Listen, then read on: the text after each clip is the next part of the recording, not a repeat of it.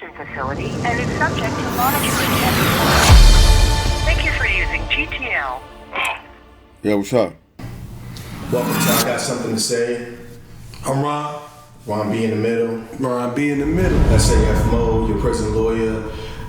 This is episode 7, and for this episode, we got Mrs. B. She's going to be speaking to us and try to correct some of these myths about what's going on in the female prisons and enlighten everybody. And she's gonna really bring it to you. She's gonna really bring it to you. So I hope you guys stick around. What do you think, Ron? I got some questions for her because when I got out of federal prison the first time, I was dating this young lady I was in the co-ed halfway house in Tallahassee. And I met this young lady that did some time in federal prison, and she told me some things, and I want to try to verify is that true. But we'll get into that when we get Miss B on. Like you say, we are the voice of the voiceless. We are the voice of the voiceless. We the only voice. Let's do this. Hold up. I got something to say.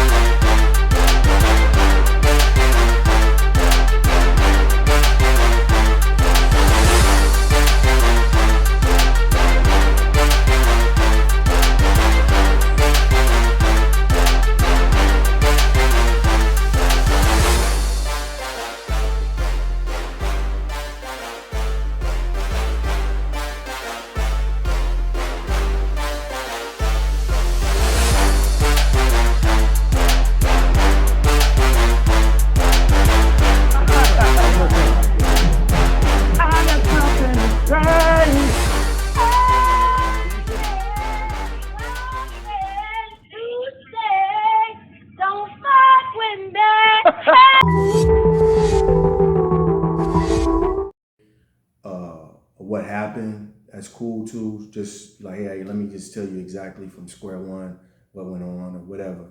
But you liberal. You can say whatever you want to say. We all got something to say. We all got something. Let's say it. Welcome back. I told you we was gonna have Mrs. B. She here looking fly today, and she's about to tell us what's going on with Shakopee. I'm with my man Ron B in the middle. Mrs. B. Hi, my name is Barbara Curran, and I'm mostly known by Miss B. And I met you through writing. Yes. Co-writer, code on the writing side. And you have a lot of aspirations when it comes to writing. But love it. Mm-hmm. You love it. We had a conversation about Shakopee prison. Yes, we did. And the one thing you told me is that they tell you in there that we're sweet on our side. Yes. And they tell us it's sweet on your side. Wow. See, I had never heard that until you told me that. We constantly hear how we need as females to stand together inside, because they always say that the men stands together and you guys get things done in prison, that y'all really make a movement. And that depends on where you at. Oh. It does happen though. You see a little bit more coalition because they're organized, but it's not like it's certain things, right? Not everything. You know, I've seen the gangs come together. I've seen gangs. The different opposition gangs that are oppositions on the street, they're all together.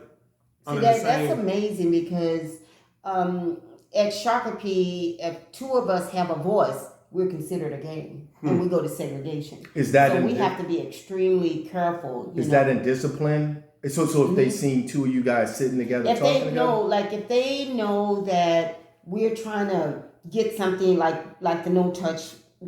Can you guys touch inside? Touch where? I mean, just touch, just hi. Yeah.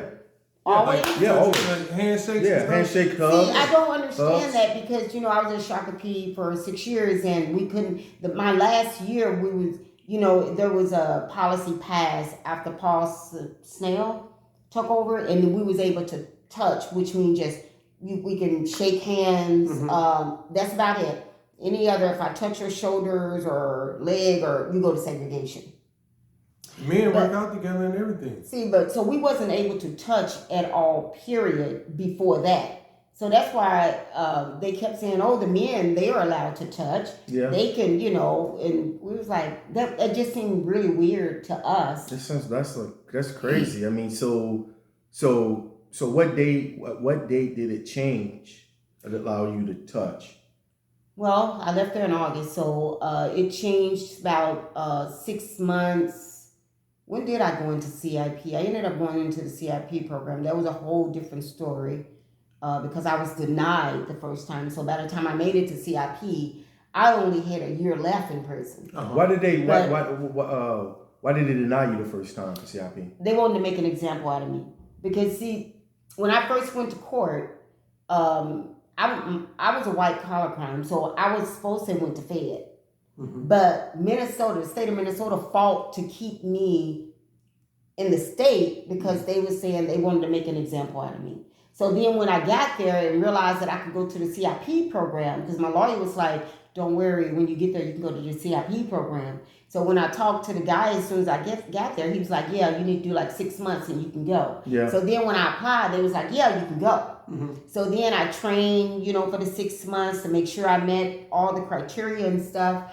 And then it was like the exact day I was supposed to leave because when you get ready to go a week before, you sending out everything that you own, you giving your stuff away and giving somebody this and that, sending out your $300 TV, my $300 typewriter, everything I own, And so I go over there with the other girls to get my shoebox because, they give you a shoebox, whatever you can fit in that shoebox, you can take to the program with you. Right. Like your favorite picture, your socks or whatever, your underwear.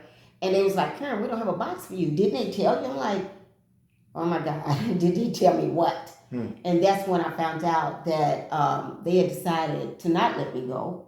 For what reason? They have to give you a reason. And I had nothing. So right, everything, you gave away all your stuff. Yeah, so stuff I'm home. like, what reason did they give? They told me that first of all, the only reason you cannot go into CIP Because I know the reasons why. Is violent. Well, crime. they usually say if you had any crime that was violent prior to it, you can't make. And I had nothing like that. Hold on, stop right there. Explain to our viewers what exactly the CIP program is. Oh, the CIP program, it's a 6-month program where it's like a boot camp program, directly like a boot camp, military boot camp program, where you get up every single morning like 4:45. You got 15 minutes to get down and be ready. Mind you that you sharing a barrack with 12 or 15 other women, two bathrooms, and you got to get in there, get dressed, and etc. And you got to be downstairs and be ready for that 5 or 6 or 7 mile run, however many miles they say you gonna run. And sometimes you just do an hour workout in the gym.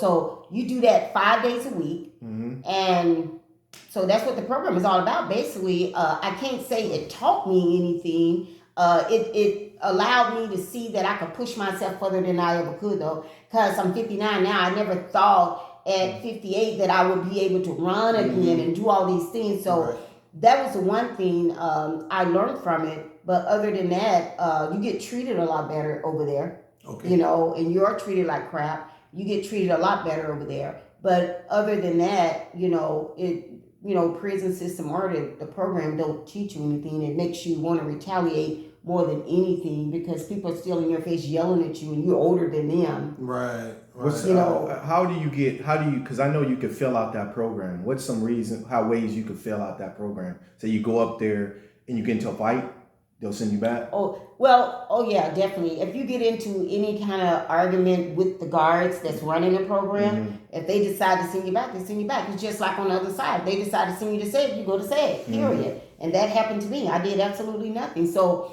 and then too, if your bed, maybe if you feel you're making your bed the right way 3 or 4 times, if you don't want to get up and do the activities as far as running and your push-ups and all those kind of things, because you have to understand, 80% of the women that come to Shakopee have never worked. Right.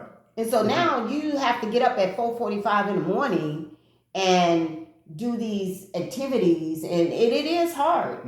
I don't care, now we have females that come in there in the CIP program and they break their ankle. Now we had one female that came in, did 5 months, broke her ankle the 5th month. You go back to population.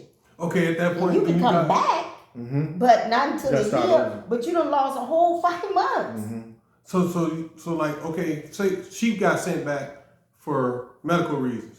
Say you get sent back for like arguing with the officer or something like that. Do you lose the time that you had in the program and have to start back over and do your Yes, time you back do. in prison? Yes, you do. Oh wow. And not even that. Like I came out on the program, and you have to be on this ISR program for a whole year. So if I had messed up while I was out, let's say 11 months, because some females mess up 11 months before that 12th month, you go back. None of this time you've been out counts. Wow. None of it So counts. you get the time all over again. You started all over. So ISR is intensified supervisor. I had 7 agents. 7 agents. 7 agents, and I you know, I went in because of my company overbilled the state of Minnesota, so I was charged with Medicaid fraud.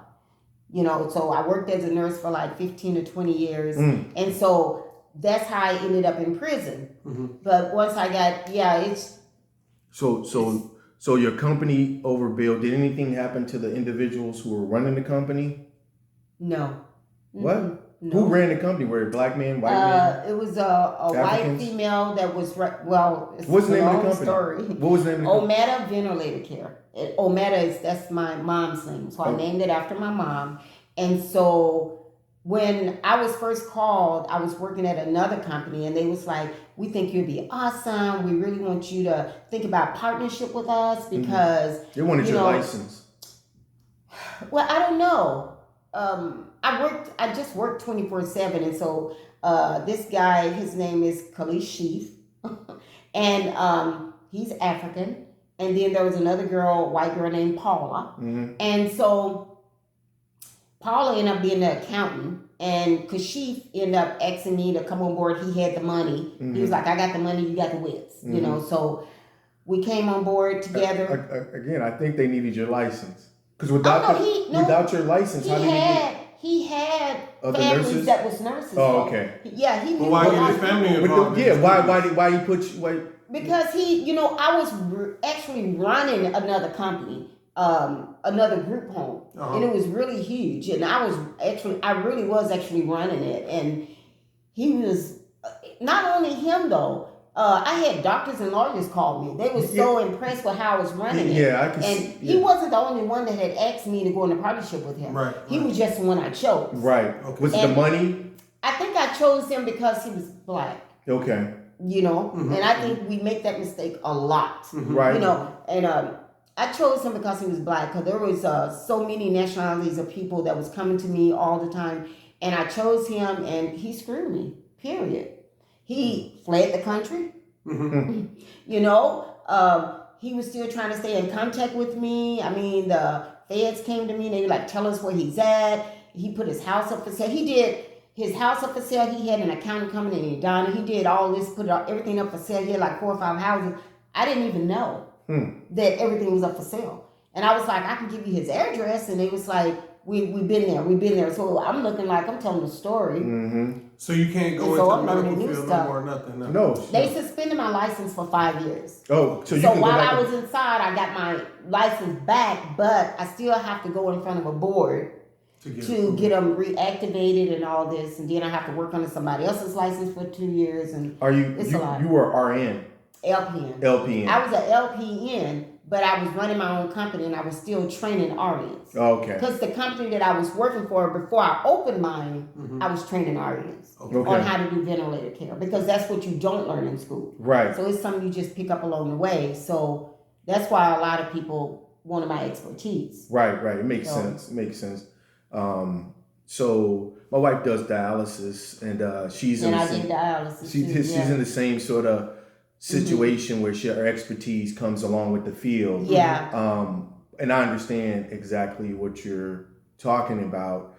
And it's messed up. You know, they destroyed your whole possibility of everything. You know what I'm saying? They did. You know, this is the thing.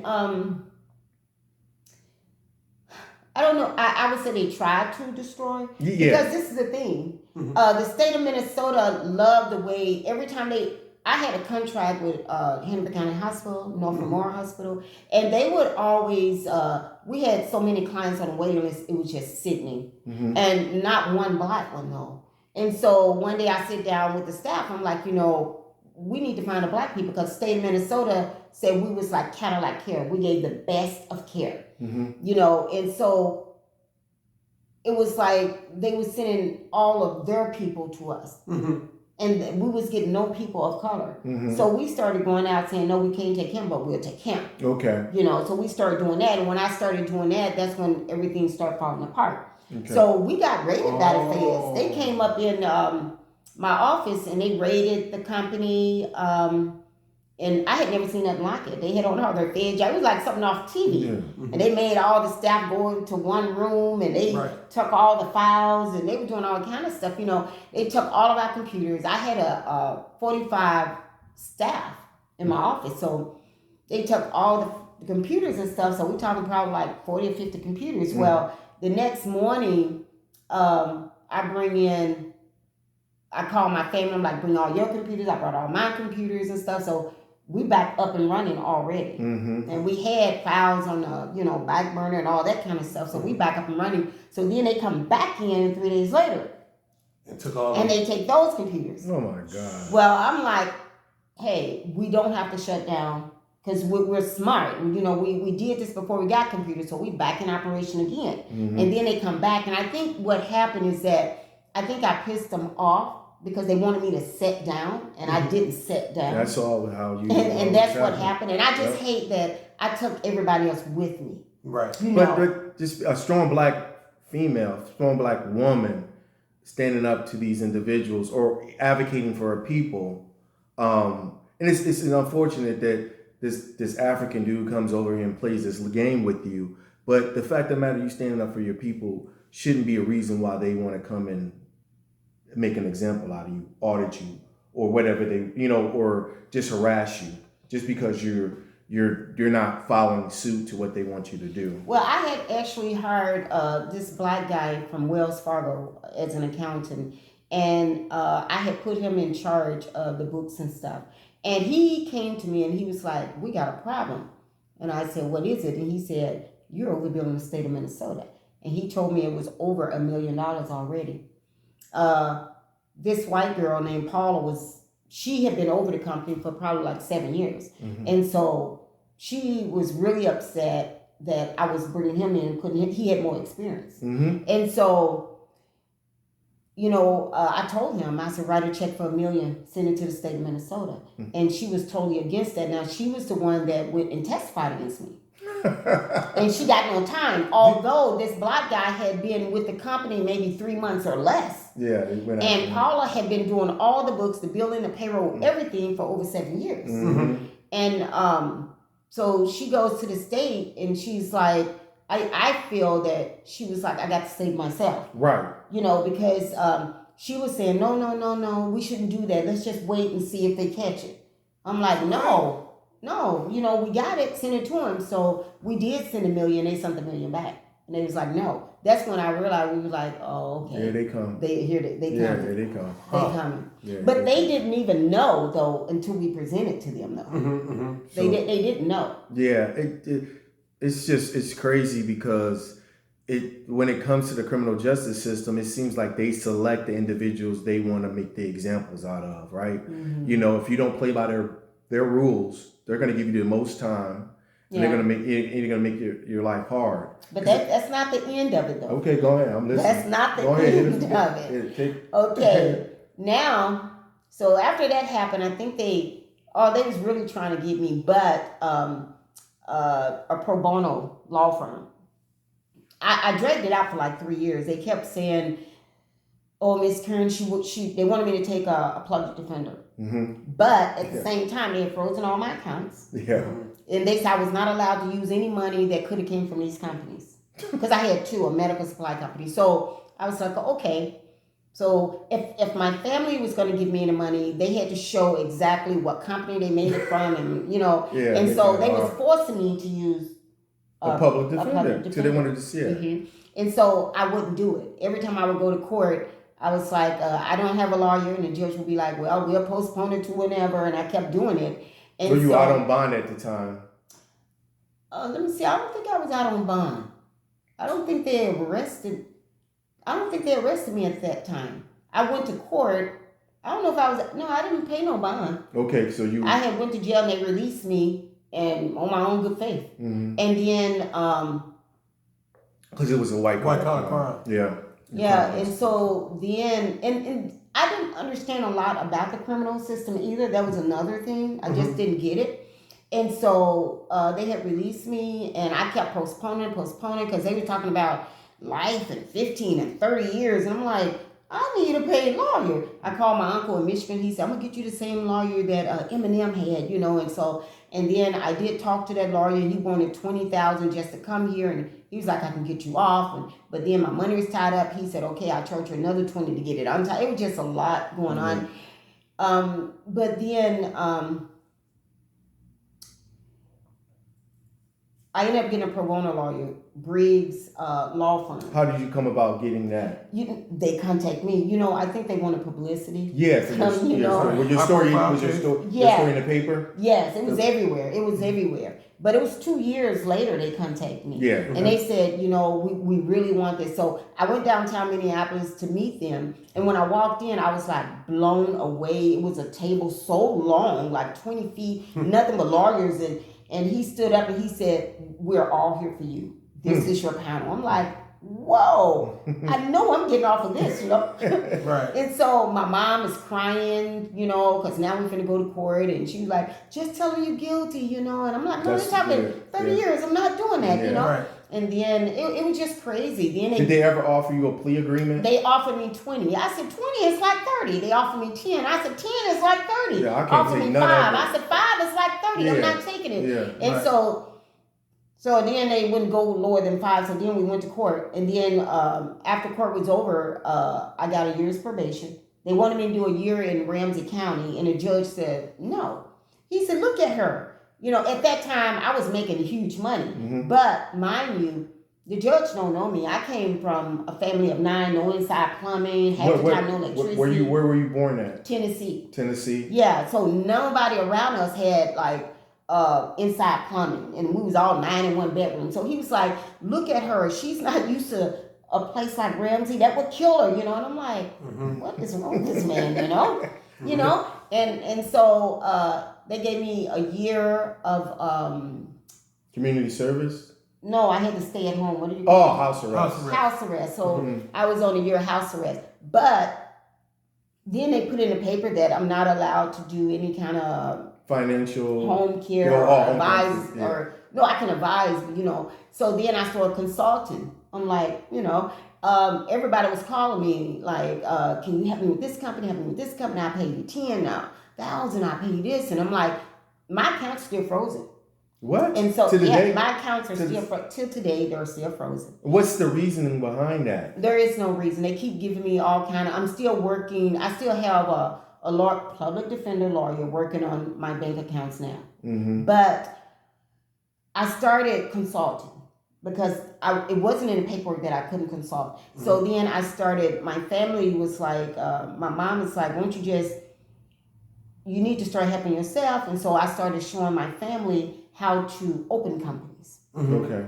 So 10 of my family members, I showed them how to open up their companies. They had bank accounts. It was all kind of stuff. They was clean, doing their own thing. But it wasn't somebody, it was my cousin, 2 of my cousins, reported, because I wasn't paying their bills anymore, reported that I had started companies up again. And so they felt that, so the prosecutor was like, Miss Karen have started companies up again, and she got them in her siblings' names, but they're really hers. What? And they tried to get me to say, so that's why I went back to court, and that's what they ended up sending me to prison in. But they really, my family, I was like, I don't understand. And then it was like, now she didn't open up 10 more group homes, and she have houses in the Bahamas. She have like 9 Lamborghinis in her parking lot. And I'm like, this stuff is so easily checked out. Right. I didn't understand how the law firm will allow their lawyers to bring this in court and just take a phone call to check it out. Right. I'm like, you can look at. I know they videotape my Make house a phone all the call time. to the DMV and see that. Yeah, I'm like, I went to the Bahamas, but I don't own nothing in the Bahamas, and I only had one car. And so I'm like, what did you? I don't understand, And they was like, and she was operating as a nurse, and she's not a nurse. I'm like, you can go to the school where I graduated from. It was like they was allowed to bring all kind of stories. And now are you talking about the court case against you? Yeah. The individuals coming to talk. The prosecution bringing all this in. And this is state. This is how they brought me to court. This is not the Fed anymore. You're in the state court. No, it is the Fed. It's Okay. still the Fed. So it's still white collar crime. Yeah. That's when they said I overbilled the state $1 million something. They tied it all in together. Okay. And I kept saying, wait a minute, you talking about something. I think they even had in there that I had bought a piano, and I had bought a piano when my daughter was like 4 years old. Mm-hmm. But they was talking about it as if I had and I had bought it like 20 years ago. Right. But they was talking as if I had just bought it recently with money that came from it. It was just so messed up. But I had a public defender now. Right. So I was public telling pretender her, is what we call yes. it. What slave delivery is what we call it. And I Pretending kept like he on your telling side, her, but he's not. I'm like, wait a minute, why are they bringing this up? This have nothing to do with, this was even before I even opened a company up. And so it was just it was so messed up. What year did this case happen? Oh my God. I went to prison in 2015. I want to say it started in 2010. How much time did they give you in prison? When they finally did send you to prison? They gave me 10 and a half years. Uh-huh. Is what they gave me. I ended up doing 6. Mm-hmm. Then I went to CIP, and I spent a year on CIP, the ISR program. Right. I want to talk a little bit more about that program and about how difficult it's been for you to get back. You're a survivor, but still I want you to talk about all the little things that we sort of talked about housing, and just to disenfranchise as a government. Right. But we'll be right back. I want to thank everybody for supporting us. Check us out on all platforms. We are the voice of the voiceless. We're going to take a quick break, and we're going to be right back.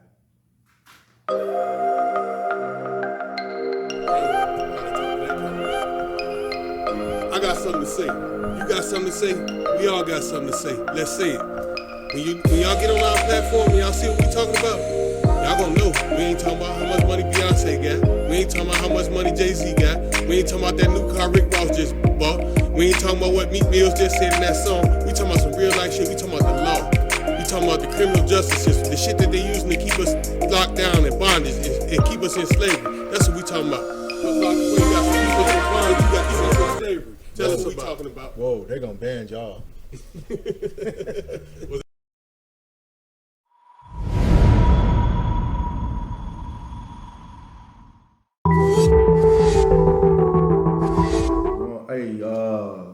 We're back. This is I Got Something to Say, SAF Moe, episode 7. Here with my man Ron B in the middle. We are the voice of the voices. We are the only voice for the voice. And she decided to stay with us even though we act a fool. She started to kick it with us still, Mrs. B. And we're gonna finish up because she's got some really interesting stuff she's been enlightening us on. And I want to go back to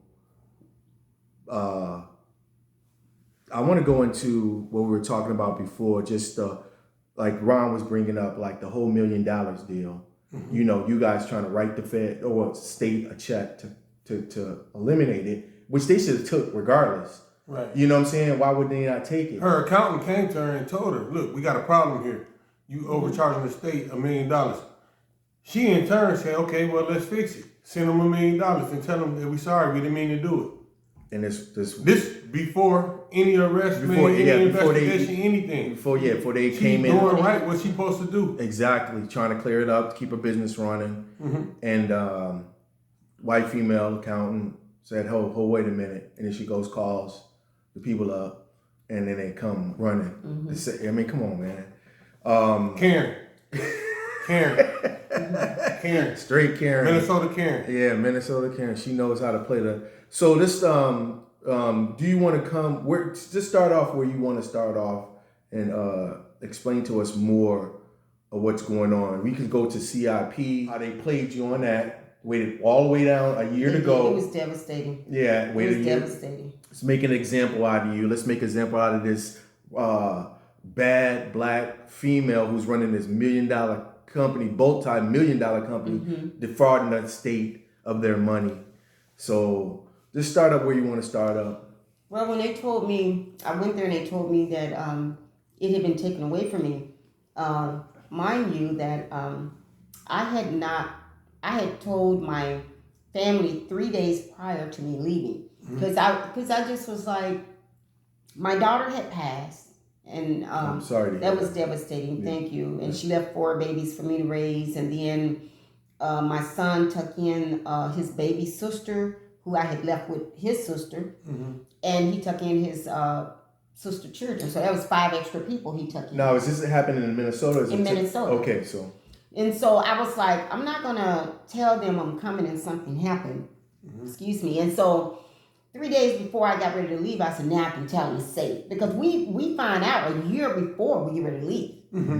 So 3 days prior, I called them like, guess what? I'm going into this program. And they were just so excited. Yeah, because you're getting out early. And my daughter, she had just left and went to NYU. Great. In New York by herself, And so she was so excited, crying, and stuff. And so then when I found out that I wasn't going, and she had made plans to already be here, and stuff. And so when I found out I wasn't going, I just didn't have the heart. It took me probably 4 months. To tell them? That I wasn't coming. Because I didn't know how to do it because, You didn't want to hurt them anymore. I just couldn't do it. Well, did you? So were they calling in trying? Because I'm sure my mom's coming home. We wanna. Well, in CIP you can only call home twice a week in CIP program. So I was calling home twice a week, and Miss Timmerman, that's the lady that was in the parenting program, and she was called me to the office one day. She said, Miss Karen, you need to call your daughter. You need to tell her the truth. And I was like, I don't know how to do it. And so I called one of my daughter mentors, and I asked her, and she was in Jamaica doing a writing workshop. Writing workshop. That's exactly what she said she was. She said, but when I get back to New York, I have lunch with your daughter, and then you can call me at that time. Okay. Because we wanted somebody to be with her. Yeah. Because she was already in counseling and stuff, So then when she got back, I called her, and she broke down, of course, and it was just so devastating. So I have this understanding of what the black male means to the family and him being extracted. And here's what a black female woman means to a family, and a mom, I don't know anybody, let's stay out their mind, that don't love their mom. Right. And have that deep affection for their mom, do anything for their mom, that then have her go to the joint during this time and then have her dealing with all these situations and playing this yo-yo game, because that's what they play with you, emotional, and all your family members are part of this yo-yo. And that's how I felt too when I was on ISR and I went back. Although I thought I had a legitimate reason to go back because I wasn't doing anything, it was an infraction, their infraction, I still had to be responsible and accountable to my family. Oh, he's going back again. He just came out, can't stay out. He's just exactly what they said he is. He's just a mess up. Or you got some people say, oh, he must have left his boyfriend in there. Going back to see his boyfriend. They say that I say that about people that I see going in and out, in and out, in and out, in and out. Yeah, that's true. That wasn't the case, but yeah, that was true. I've seen that happen too. Yeah. Do that truly happen? Yeah, truly. I'm not sure. If it truly on everything I love. I seen guys go out there and have a beautiful female or decent female sitting in the visiting room with them. That's their girl, and go back to a guy and have a relationship with a guy and be really strong on a guy. Or maybe even done some rapes in prison that females don't know about when they get out. So a lot of times, I seen one of the brothers, and no names. No names. So I seen one of the brothers that actually did one of those demos. And that's when I was going to Hennepin County for my health care. Because when you get out as a felon, you can get free healthcare through Hennepin County. Mm-hmm. Yeah, so I'm getting my healthcare through Hennepin County, and I come down there, and I don't know. I don't know if they got a building in there to test for diseases or something. I don't know. But when I saw him, the first thing came to my mind is what he used to do in the joint. Wow. And I wonder if he's getting checked to see if he's got something. Right, right. And I know names. He's a good brother. He's a good brother, but he just lost his mind. He did so much time, he done lost his damn mind. I seen a young dude when I was in FCI Talladega. I got a cousin that was in there. I'm trying to figure out, is that my cousin? Because he keep going back, and everybody was wondering, which Yeah, he he's going back he's going back. And like I started seeing they on vacation. When they come out here, I went on vacation. I'm going back home. Hey, when I was in FCI Talladega, there was this young brother, handsome young man, you know what I'm saying? He'd go to the visiting room. He'd be with them supermodel girls in the visiting room, the ones you see in the Black Man magazines and Curve magazines and all everything. That. I'm talking about he in there with them. They ripping the runway. Everybody forget about who they visiting when they see his girls come through. You know what I'm saying? So, and he'd come right back from visiting room. There was a gay white dude in the dorm. I'll go in his room, right with him. They'd throw the towel on the door so nobody could see what they doing in there, and they go in the room together with the towel up, with the privacy sign up. Y'all allowed to do that? Yeah. They did it for We a little couldn't do that. Y'all couldn't go in each other's room? Y'all in single rooms or something? We couldn't go into each other's room. Oh, that was his room too? No. It was the black guy's room, and the white guy went in there, and the black guy threw the privacy towel up on the door, and they closed the door and be in there in the private together. Oh no, we can't go in each other's room. We go to SAG and we go in somebody's room. Oh, yeah, no. some of them. See, y'all. I mean, they tell you can't go in nobody else's room, but the officers really don't care about it. Oh, they do us. If you in medium, it's a whole different game. Now that's another thing she was explaining to me. They don't have levels. So when you get convicted of a crime, whether you're a murderer or you just a petty thief, it doesn't y'all all matter. in the same prison. they're on the White same collar, prison. yeah, we all right there See, together. I was like, okay, well, do they have classification? Because you know about classification. Yeah. Me and you can't be together if I'm on a murder case and I never committed like a heinous crime, but when I was in prison in Florida, you sleep in a dorm. It's a whole bunch of beds in a room. And I had a dude that was doing life sleeping at the foot of my bed. I had a dude that was doing a life sentence over here. I had another dude over here doing 30 years, another dude over here doing. But you're talking about a drop down though. You talking about those dudes. Those are the medium. Yeah, they already dropped down. I'm talking about classification, where classification is not about the murder. It's about maybe I'm in a different gang and your gang shot at my boy, and I'm coming into the door. Oh yeah. So she said they don't even have classification. Oh yeah. So like if you had a co-defendant that you despise, they put y'all in the same prison. Yeah, she testified against you. Y'all stood at the same unit. She said, tell about the female to come in there. They killed She came in and they had her brother set up. And one of them was in the same unit with her. And she just felt compelled. She said, I got to do something. Right. And so now in the prison they have like our chairs that's bolted down in some of the units. Because she picked up one of the chairs and started beating the girl. So now but so she beat the girl that set her brother. Yeah, I would. I can't say nothing about that. It's gonna happen. Sorry. It's gonna happen. I'm in my motion. And that happens. And it happened all the time in there because. And I never understood. I was in one unit where a girl was scared to come out of her room, and you have to come out to eat. You have to come out to bathe. You have to come out to work. And she was scared. She was just crying and slobbing. I'm like, what is your problem? And she said she had actually set up 2 or 3 people with feds drugs. And she had set this girl husband up. And then the girl had just got sent to that same unit.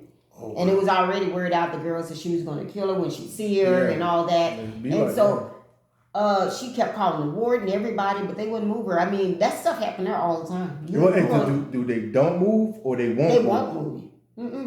If you in that unit, they say, well... You got to go to SAG to get moved. You got to go to SAG. Yeah. You definitely got to go to SAG. So then you might come back to that same unit. It depends on how the guard feeling, So it's kill or be killed in there. I didn't know that. Yeah. I didn't know that at all. Until I spoke to her and we was talking about it, I said, that's wild. Well, it was one girl that I actually used to be roommates with for like a whole year, and she had she was the driver.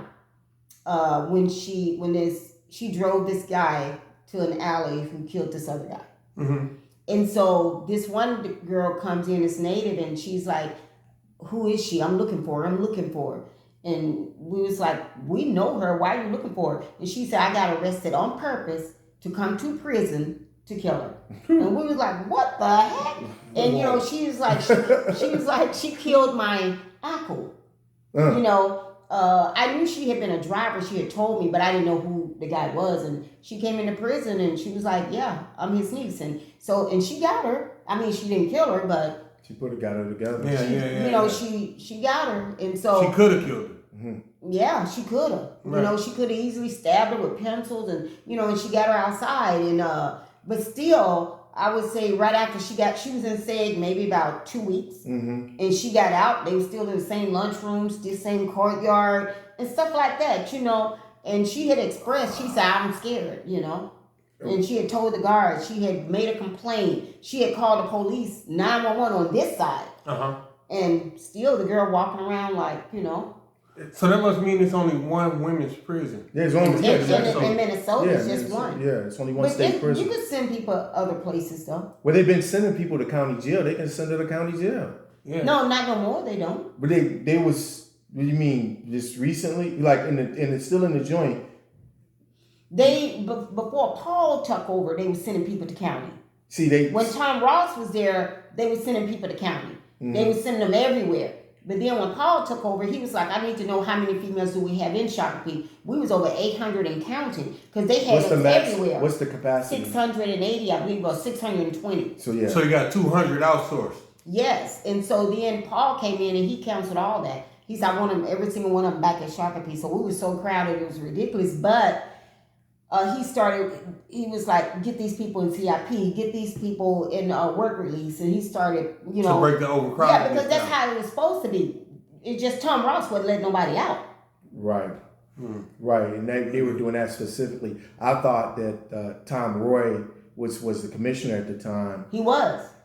His whole goal was to build another prison. That's why he was doing that flooding. Yeah, that's what he kept talking about. And it was really sad too. Because he didn't want to let nobody out. Yeah. Nobody. He was stuffing them in a sardine can so he can force the numbers where he could always say that we don't have enough room. What do you guys want me to do? But then when that guard got killed, you know, that was a prime example of what Tom Ross was doing. Yeah. You know, he had all these prisoners, not enough staff. He was trying to save all this money to build these prisons and not paying these staff, you know, or bringing new staff in. So it was just really sad. Well, do you guys do you have to share cell? Do you have cellies or do you have single cells? When you first go in, I had my single cell, but when you first go in, you go into like a dorm room. It could be up to 6 to 8 people. Is it big? About the size of this room, you know, big enough for 8 beds. It's a single bed. You're not in a bunk bed. Bunk beds, no bunk beds stacked. Yeah. That's like the county jail in Florida. Yeah. It's 8-man cells. How did you do the bathrooms? It's a public bathroom. You know, everybody share. Whoa! Is it in a room? No. See, ours is in a room. Ourselves. With the 6 and 8 beds, y'all got it in the room? No. That's a medium. That'd be a medium joint, and the bathroom be down the hallway. Yeah, I was in the hallway. But majority of the time, your bathroom. No, if you have a single or a double, it's in our room. And do they let y'all put up stuff to use when y'all use the bathroom? No, we don't put top. Y'all just got it. No. No, they had a policy with it, but I mean, people. I want to say something to y'all too about the way y'all talking right now too. All 3 of us right here, we've been in prison before. 2 of us sitting here is institutionalized still, and I'm gonna tell y'all why I say that because y'all keep saying our. It's not y'all. It's not y'all. It's not y'all. And that's theirs. Yeah. That's their county jail. They where they housed us at. You can say that, but don't say ours. I hate when I hear people say that. Yeah. I catch it every time. I'm not institutionalized. It's not mine. It's theirs. Yeah. You're right. You so right. Yeah. You get to Mo got me talking. I gotta say that to y'all because I don't like it. I hate it. I don't want to hear it, and I hate to see people institutionalized like that. Because when you're saying ours, that means you might be going back one day. Yeah, you understand? You understand what I'm saying? Yeah, you might want to. I'm not. I got no need to be in their facilities for anything. but a lot of it comes about. But I was just saying that we were talking about the 2-man cells and the fact that when I was in the joint, they would let you. They'd start with letting you put up the towel or the sheet, and then they were like, you can only cover half, and then they were going to, you can't cover anything. But that's when they had a lot of pushback because I'm gonna put it up regardless. Just give me LOP or whatever you're gonna give me. I don't care. Some guys don't really care. Some guys don't want to see it. Other guys they're petty. Some guys would come past and look behind the sheet and be cool. See, I just don't understand that. What? Because listen, if we're standing at the door of somebody, if somebody called me and say, come here, I got something to tell you, and I go to their door, Karen, get away from that door. They monitor us like that's the only prison. They started that. They put the line down. They drew the line. You couldn't go this far. You had to be outside the cell. But nobody, like you in a joint doing a lot of time, that means nothing to me. It means nothing. All that garbage, you can play with it all you want, but the lines go away. People get into other people's cells. Oh, we never did. Yeah. Say you got 10 officers at a male prison. You might find 2 of them that's petty enough to say something about that. Or a sergeant that's going to enforce it. Right. A petty sergeant. It might be a white shirt, meaning like a captain or a lieutenant or somebody on the deck, and then everybody's going to enforce the rules. But as long as that lieutenant or nobody from the executive staff is on the deck, a lot of them officers are going to be want a smooth shift. Yeah, They just want to go home at the end of the night. That is crazy. Ours is nothing like that. I don't know, like I said. Even I guarantee you, you're going to laugh at this. Yeah, go ahead. I'm listening. Like, we have a volume control in all the units. What do you mean? If we talk... okay. If we talk too loud, everybody, we have to raise our hand to get everybody to lower their voice. Because if we don't get them to lower our voice, everybody have to go back to their unit, go back in their cell.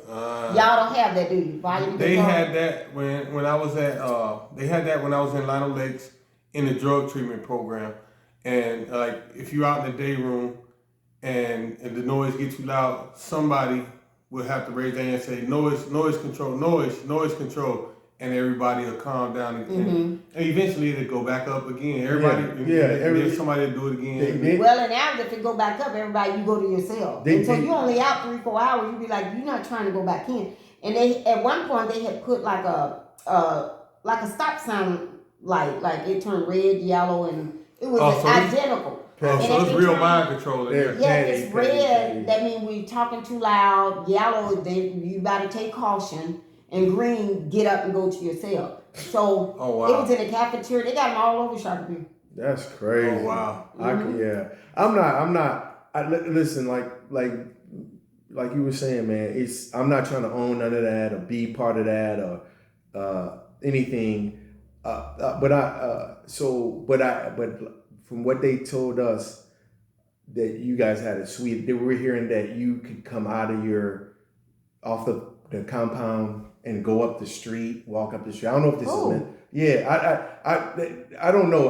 But the one thing that I heard that was the truth is about that your children could come and visit you. No. Hold on. Explain that. I went in 2015, and I think they stopped that in like 2008.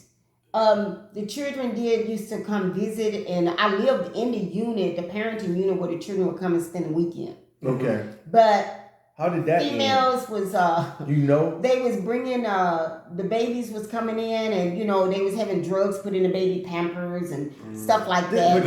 And then somebody dropped some drugs in the parenting unit, and they was like a kid could have picked it up and took it, and so they stopped it because you have to understand that most 80% of the females in there are addicts.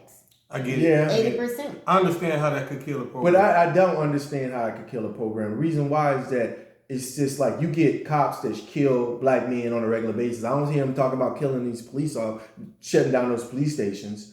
It's that they figure out a way to resolve that issue and keep it moving. I just don't feel... but you have to understand that they don't care about the female inmates, though. So it's quicker for them to say, just shut it down, than take a chance on somebody's child, just ODing. But the thing about it is what they're missing out is the caring about the structure of a family, because most inmates or most individuals, most prisoners, however they want to be called, they're going to get out of prison and they're going to have to reunite themselves with their family. Where you're destroying those bonds, you're destroying those years. So it's going to be hard for me to come back, and if you don't establish anything for me to be with my family, when I get back, they ain't gonna even know who I am. My son, when I left, he was 1 year old. This is hypothetical. Come back, he's 10 years old. He ain't gonna know who I am. He gonna think the mailman is fine. I mean, the babies, they still get to come and visit. If you're in the parenting program, they still can come. They can come to the unit, but they still get to come. Instead of an hour or 2 hour visit, you get a 4 hour visit if you're in the parenting program. Okay. What is the parenting program? You get to sit with them. The parenting program is a program where allow you to bring your child in. You can actually have lunch with this child.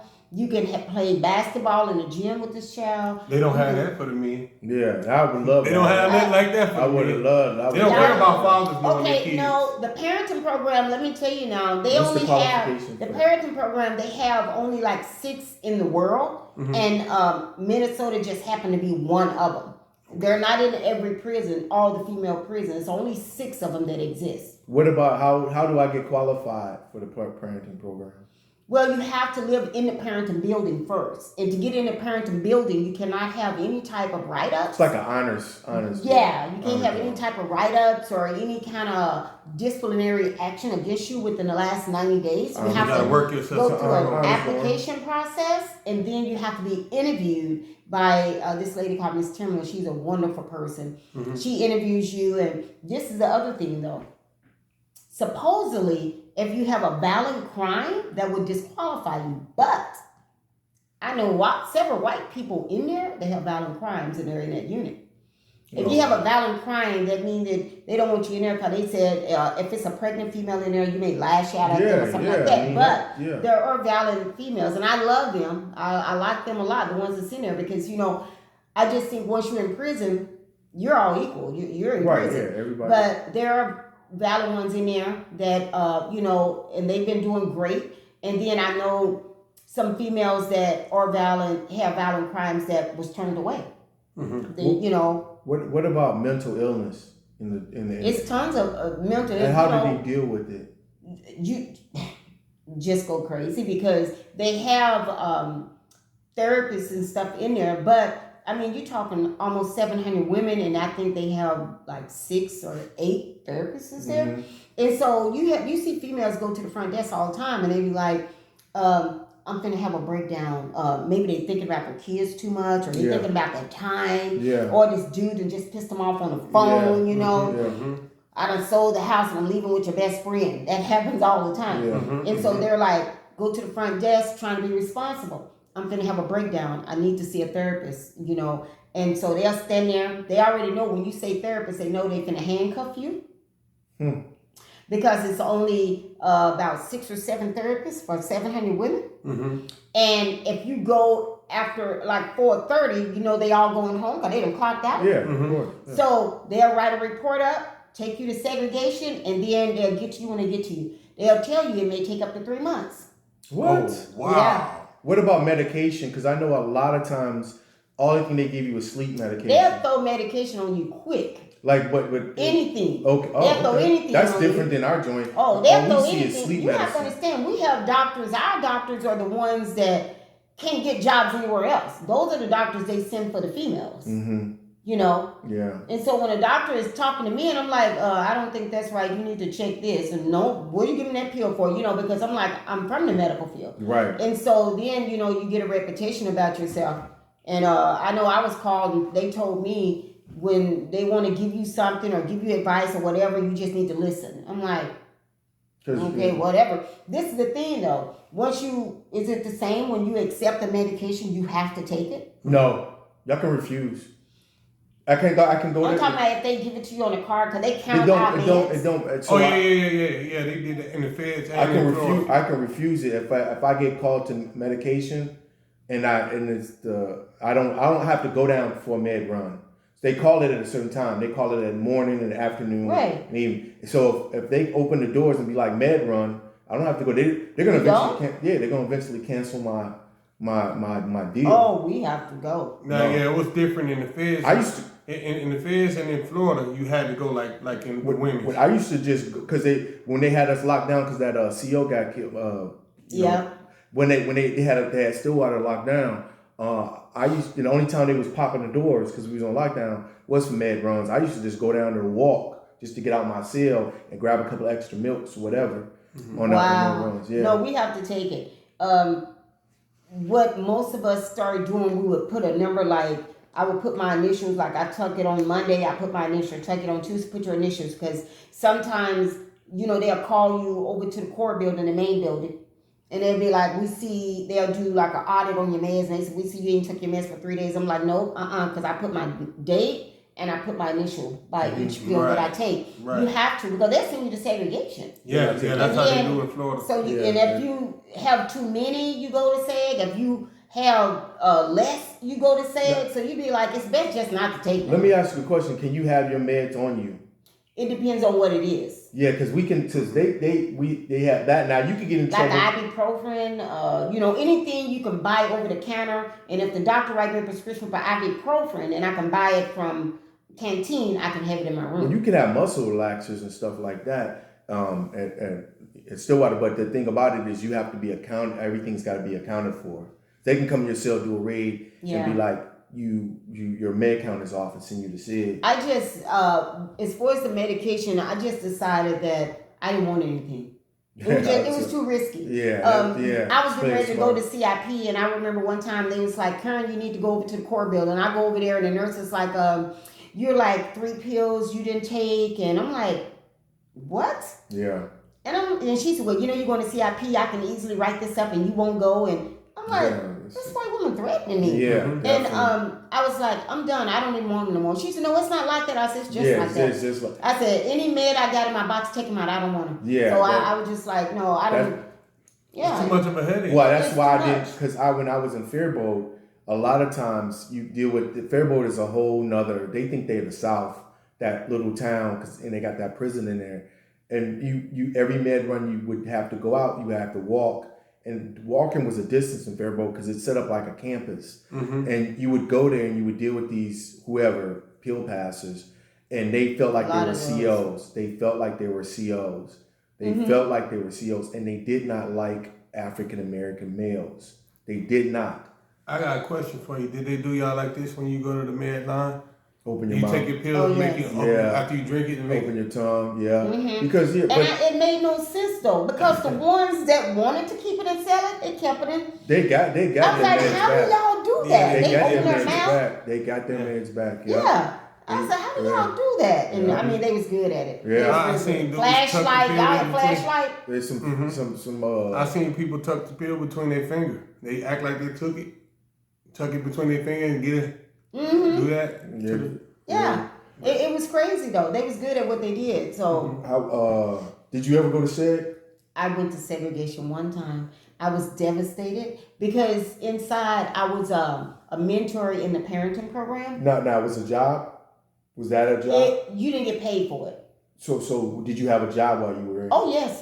What was your job? I was also a prison mentor for the whole prison, chosen by the warden. I worked in MenCorp. I worked 7 to 3, Monday through Friday. Anagram? Yes. Floating balloons. How much were they paying you guys? I think I capped out at $2 an hour. Were you working day shift? Yes. They had a night shift? See, we didn't. We only had day shift. That's all we had. Yeah, that $2 is the max that they had available for you. You had to be there for a while to get the I was there for like 4 or 5 years. Yeah. What did you think about that program? I started out what did you think about the program? In the balloons. The MenCorp program? Yeah, this the balloon I hated it because, my thing is I had to get something. I like to stay busy. Mm-hmm. And so I needed to get a job that kept me busy. Mm-hmm. Because you can easily just go to some kind of day school for 3 days a week or something like that. Or you can work in the kitchen 3-4 days a week, 3-4 hours.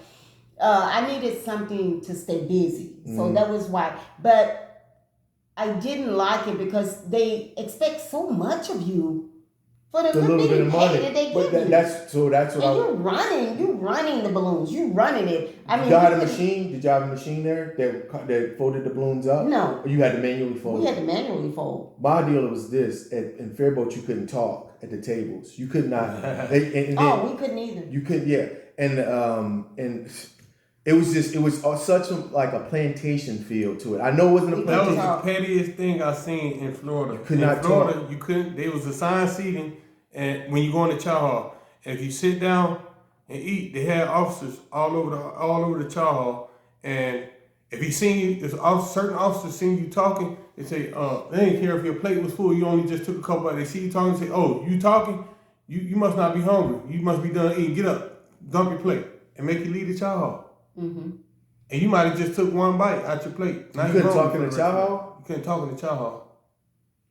Now we could talk If in you the talking, chow you ain't hall, but we had a light up there that let us know the Divide, red, we go with the divide. red, green, and we had that. That's But yeah, we could talk there, but we couldn't talk nowhere else. I mean, it had to be very controlled. So They had law library there. Law library. yeah, you know what? We had if you want to call it that. I mean, Why you say that? I mean, They had the law books. It was in the library. it was in the library. Did they have computers? We had computer, but you have to understand. Although 80% of the females that were addicts, then you had another 80% that couldn't read or write, and so they didn't know how to go onto the computers. That goes along with prison in general. It just seems like if you watch the episode with Chantel sort of speaks to that tract, those tracks that they put people on, and your only output of that track is prison. It's so sad. And then they had a program in there for people that could not speak English. Mm-hmm. And it was a regular, I guess you go to the regular GED school. And then, so the people that couldn't speak English, they have them sitting over here. And the lady that could only speak English is trying to teach them how to speak English. I never understood that. I said, I don't get that. Usually you have translator. Well, just it was an inmate, and I like her so much. She was a mentor there, and she was like, Miss B, she said, I told the teacher, why don't you order these translation tapes and they can just put the headphones on and they can teach themselves because you're not teaching them nothing. And so then finally she ordered the tapes, and they would just sit there and listen to the tapes, and they started hopefully teaching themselves. But I mean, for 5 years I was in there, those tapes the idea came from an inmate. I'm like when don't you even care? They don't care. But let me tell you, let's go back to me going to segregation. Yeah, let's go back there. Now, this was so messed up. I went to segregation. Now, I'm a mentor in the prison. I'm a mentor in the parenting program. I've been on the same job for 5 years. Mm-hmm. I was just so busy all over the prison. I did the very first Black History decoration at Shakopee prison. Mm-hmm. The warden asked me if I would do a wall in the core building. Because they were having a lot of people that was going to visit the prison during that time. I decorated the whole wall for like the time you get in all the way. They even put it up on the website. Mm-hmm. So the next year, the warden asked me again, would you do this? And so this Black lady sends me a message and say, I think you're petty. You're being asked to decorate a wall that I wanted my students to decorate. And I have no clue. I had heard about her, but I didn't know her. Was she an inmate? No, she was an instructor there. Okay. I didn't even know she was a real teacher. And then I found out she actually had a teaching license. I really didn't know she was. Mm-hmm. And so some of her students keep coming back saying, oh, girl, she hates you. She be talking about you in class. She be dragging you. I'm like, but she don't even know me, Right. I mean, this was constantly. And so I was like, okay, that's somebody I need to stay out of her way. And I think I'm almost sure that she was just jealous because the warden was lacking on me more and asking me to do race was things. she? That was the funny part. She was Black. She was the only Black instructor there. And that's why I was like, I've seen her around, but I didn't know who she was. I never had to go to her classes because she was teaching GED classes. Right. Mm-hmm. And so the next year, the Black History thing came around, the warden came to me, and then a message was sent to me by her. And the lady said, the inmate was like, yeah, she want to know if you get on her team. I'm like, the way she dragged me last year, don't even know me. I said, I don't think I want to get on her team. I mean, why would I? Right. Exactly. So then I go and check my mail. I got a memo in there from her saying, you know, we really would love you on our team, blah, blah, blah, blah, blah. And I'm like, Then this other white female, she was like, Karen, do you really think you need to do that? The way she talked about you last year, you know? And I was like, you're right, I'm not going to do it. But then the other black girl kept begging and begging and begging and begging. And finally, I was like, oh my God. I said, okay, I'm going to go ahead and do it. I'm going to tell the warden I'm going to work with them. Worst mistake I ever made in my life. You followed your first mom.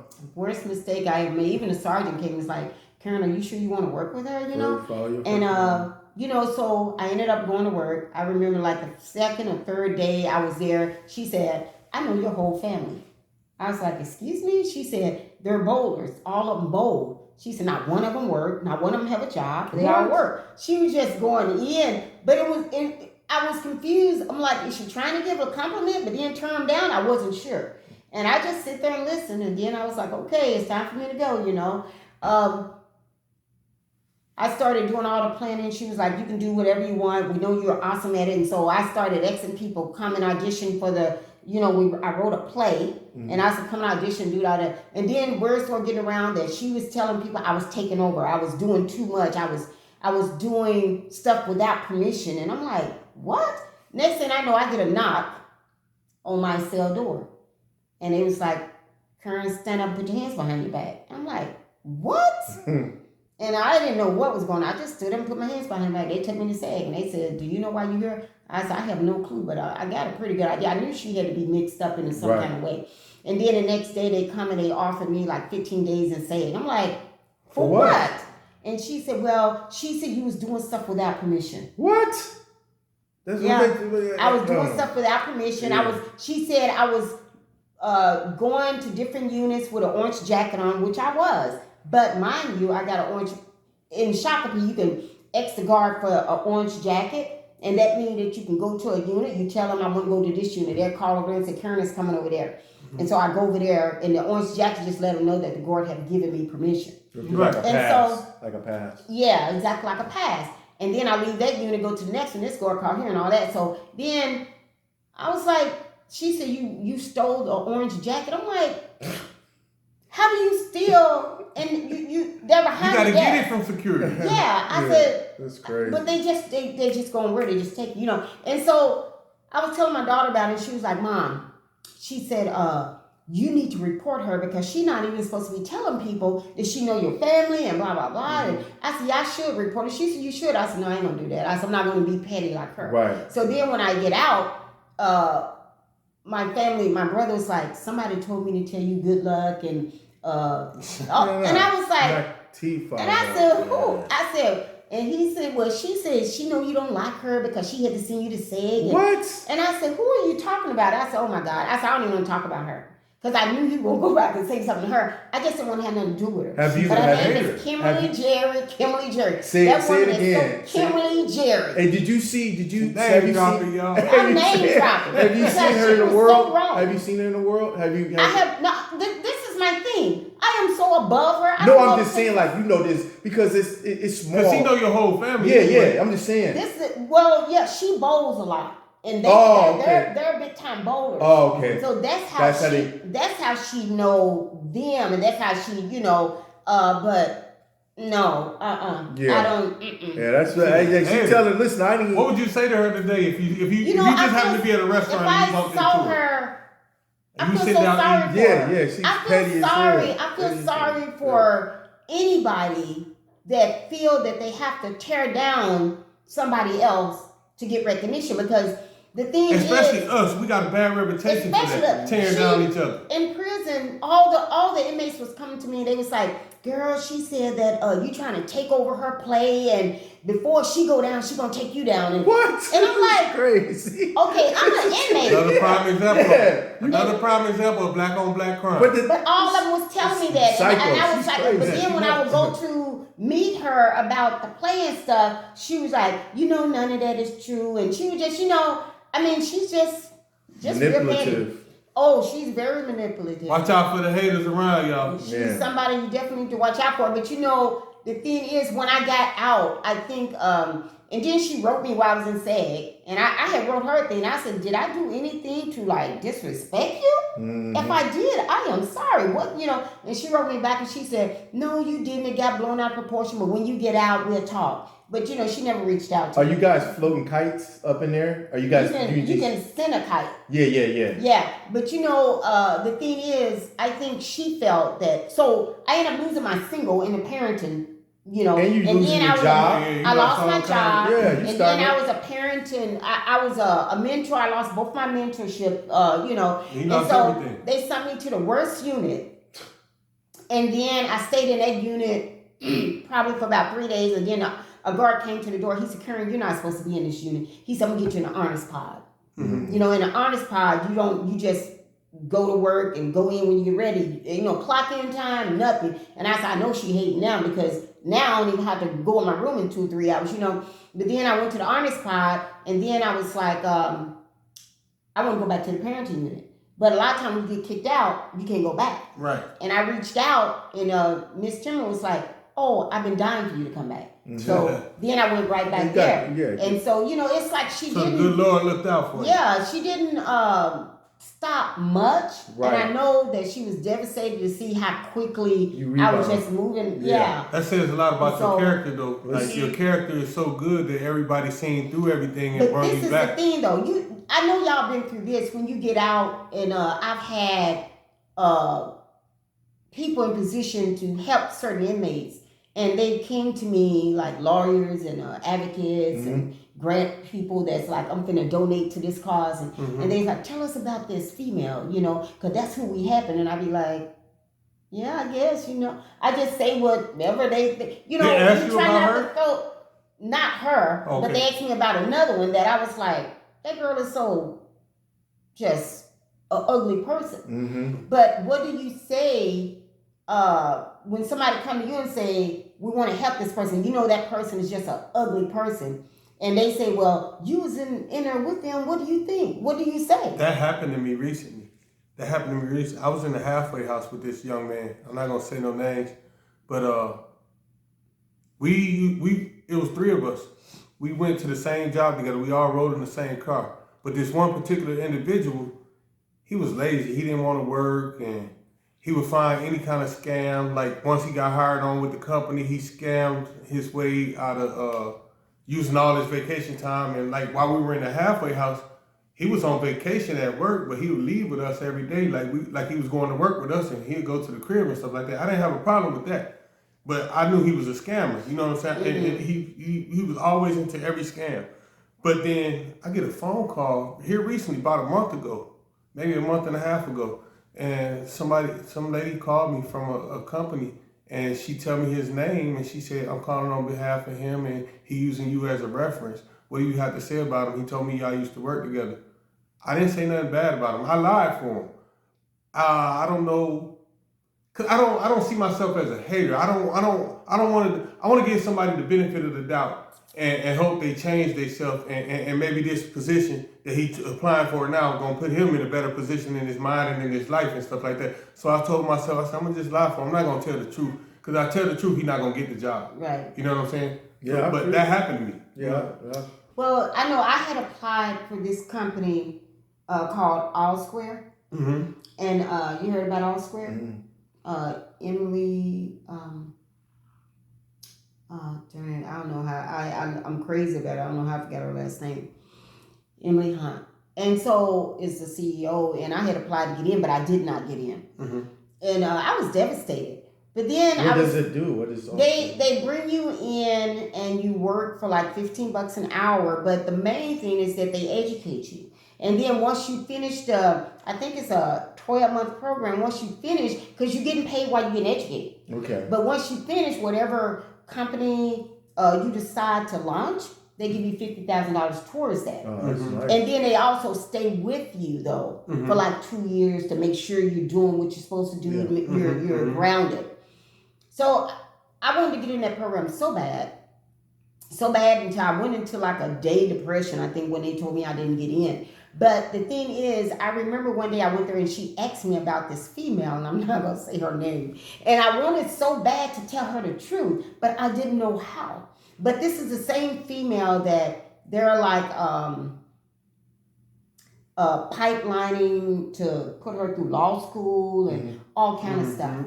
And you know, I was like, and she was like, you know her? I said, yeah, I do. And you know, and but that's about all I could say because I didn't want to tell a story, but then I didn't know. Is All Square only for females? No, All Square is for males and females. I've never heard of it. It's a good program. Yeah, I've never heard of it. If you can get in, it's a great program. Yeah, I wanted to get in it, but it's amazing how people are inside, how they are on the inside, and how they are on the outside. Well, so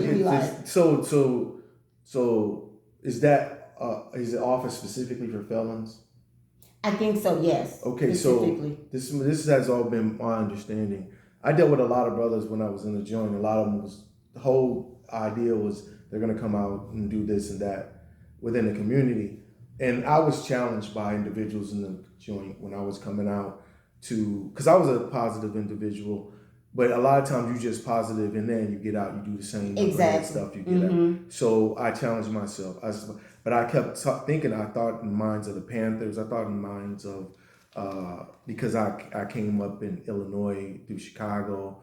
I thought this more. I understood that if I wanted to do something to help individuals, I couldn't do it with other individuals controlling the purse string.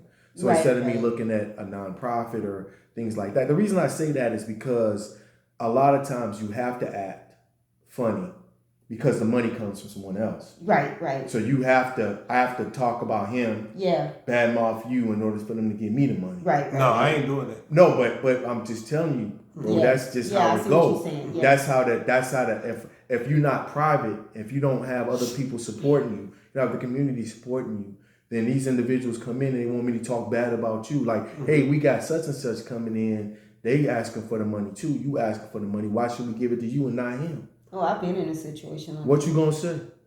You know what I'm saying? So, I've been in a situation. I'm gonna let my character speak for itself. If you don't give it to me, you don't give it to me. If you don't give it to me, you gonna give it to me. Right. You know what? I went to before I ended up getting incarcerated. I used to go out and do presentations all the time, and I remember Regency Hospital used to call me all the time. And one of the social workers, I did so many presentations out there. They called me for all their clients. Because it's a ventilator hospital. And I remember one time the social worker called me and she was like, you should come out here and defend yourself. I'm like, excuse me? And she told me what was going on. So I go there and it was about 5 or 6 social workers around the table. And they were all telling me how this company that's in St. Paul right today came out there and they used to work for me. And she said it came out there and they just drugged my name and my company. And she said, you know, our question to them, Miss Karen, was, you guys are all in the healthcare field, so what? And she's been around longer. You guys used to work for her. She taught you everything you know. And by you here dragging her, it's letting us know not to deal with you guys. True. And so sometimes people are put their big real panties on, and that's how they do it, because that's how it should be done. Right. But not all people do it like that. No, but that was my one time that I was in a situation like that. Yeah. It's just a messed up situation where, but that's when it comes to that's when it comes to black folks and other people holding the purse strings. You find a lot. Another thing I noticed is how they, once they get the resources, then they only help this little small circle of individuals around them. Yeah. Which makes sense. Because I see nobody helping females. I really don't. That's why I wanted to have you come on the program, because I don't want anybody to think that we're not reaching out to females. If females aren't on the shows because they have refused to show up or they don't want to show up or they're it's just like I was bringing 2 females with me today, but like one girl I did the speaking with today, she brought her 6-week-old baby with her. And she was like, I got to get back and pick up my other kids at 3 and the other one, so had to drop one off to Boy Scouts. He was going camping. So it's like females are just different, we just have so many commitments and obligation when it comes to the children, other than just the job. Right. But I do believe in that old saying is you make time for what you want to make time for. Period. Yes, exactly. And that's where it stopped. Exactly. Because just like, I ain't gonna say that. We're the voice of the voiceless. We are the voice of the voiceless. We'll be right back. We'll be right back.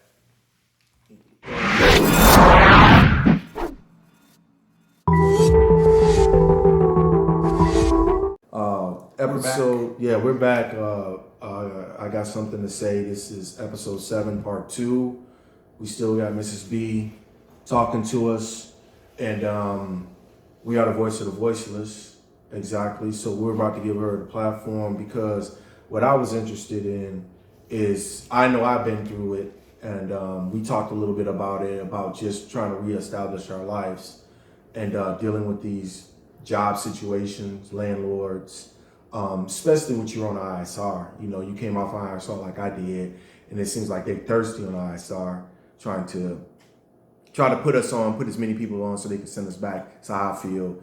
But just let us know, I got something to say to the audience know how you feel about the situation.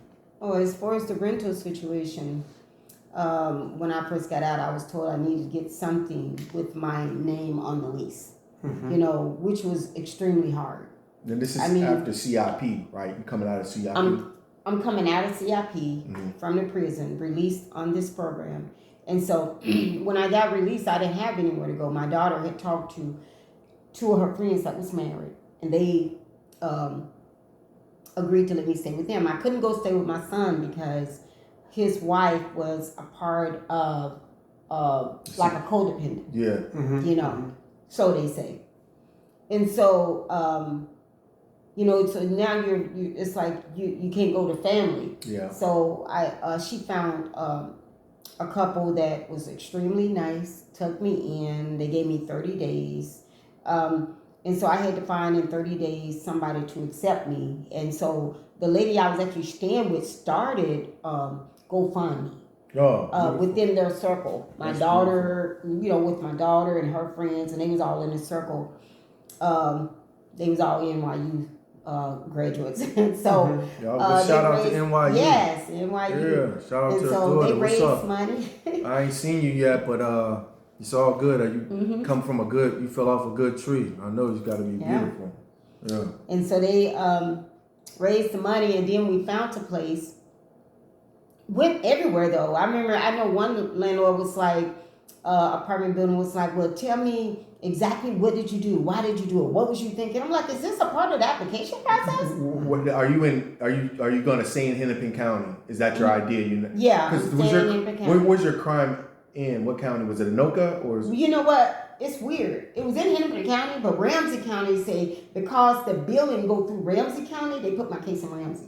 Wow. They Ramsey thirsty. Yeah. And I'm like, thirsty. I ain't never seen that before. When you build the state, the building is located in Ramsey. I never knew that. I never paid attention that seems to like that. a jurisdiction problem. Yeah, that seems like a definitely jurisdiction. And so they wanted to keep me in Ramsey County, you know. So I was trying to stay in Hennepin County because I was already told do not go to Ramsey because they real shady. Or Anoka or Dakota. They out those counties. So I stayed in Hennepin, and then finally I found a place in Hopkins, and it's called Sela, SELA Investments. They charged me $2,500 rental deposit. What? The apartment was a huge mess, but I had the $2,500 because they had raised the money for me. I moved in, and I think within 30 days we found a bed bug, and my daughter took a picture of it. Had no furniture, and so she was like, "Mom," and I'm like, "That cannot be because we don't have furniture."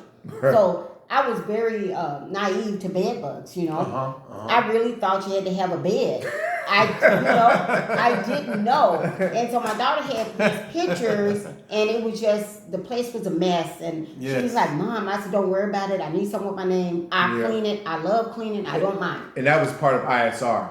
It was part of ISR. Yeah. And so I said, I need this place. And so we moved into place. She found the bed bug within 30 days, took a picture. And then I think 3 months later, she started getting just bit up like crazy. And so I contacted Sela Investment. I'm like, you know, I'm still not thinking it's bed bugs though. And I'm like, my daughter's getting bit up by something. And, you know, I need y'all to come in and spray. They never came. So I sent pictures and never responded. And so as the time went, my daughter went back to New York, and then the bed bugs, they wasn't biting me. But after she left, they started biting me. Yeah, because they... And so... probably what she was... Did you go and sleep in a room that she was sleeping in? No, I was in my room. Oh, okay. But this is the thing, though. I'm a specialty when it comes to bed bugs. Now, they...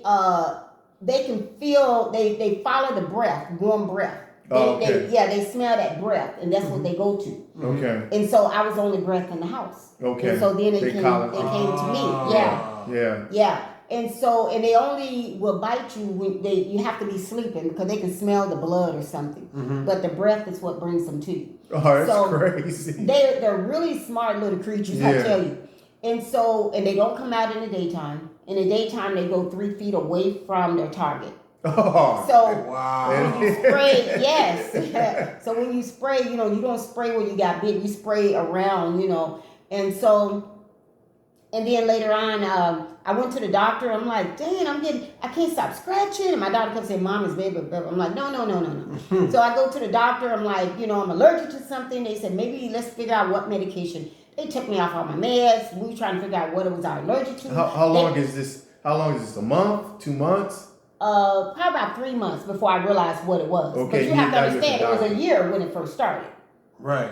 Okay. Yeah, the first month she took a picture. Right. And so, I went through it for like 3 months after she left. And the doctors was like trying to figure out what was wrong with me. Okay. And so we couldn't figure it out. And then one day I was sitting on the phone because I volunteer at SEAT. The lady that was working there at the time, her name is Ruth.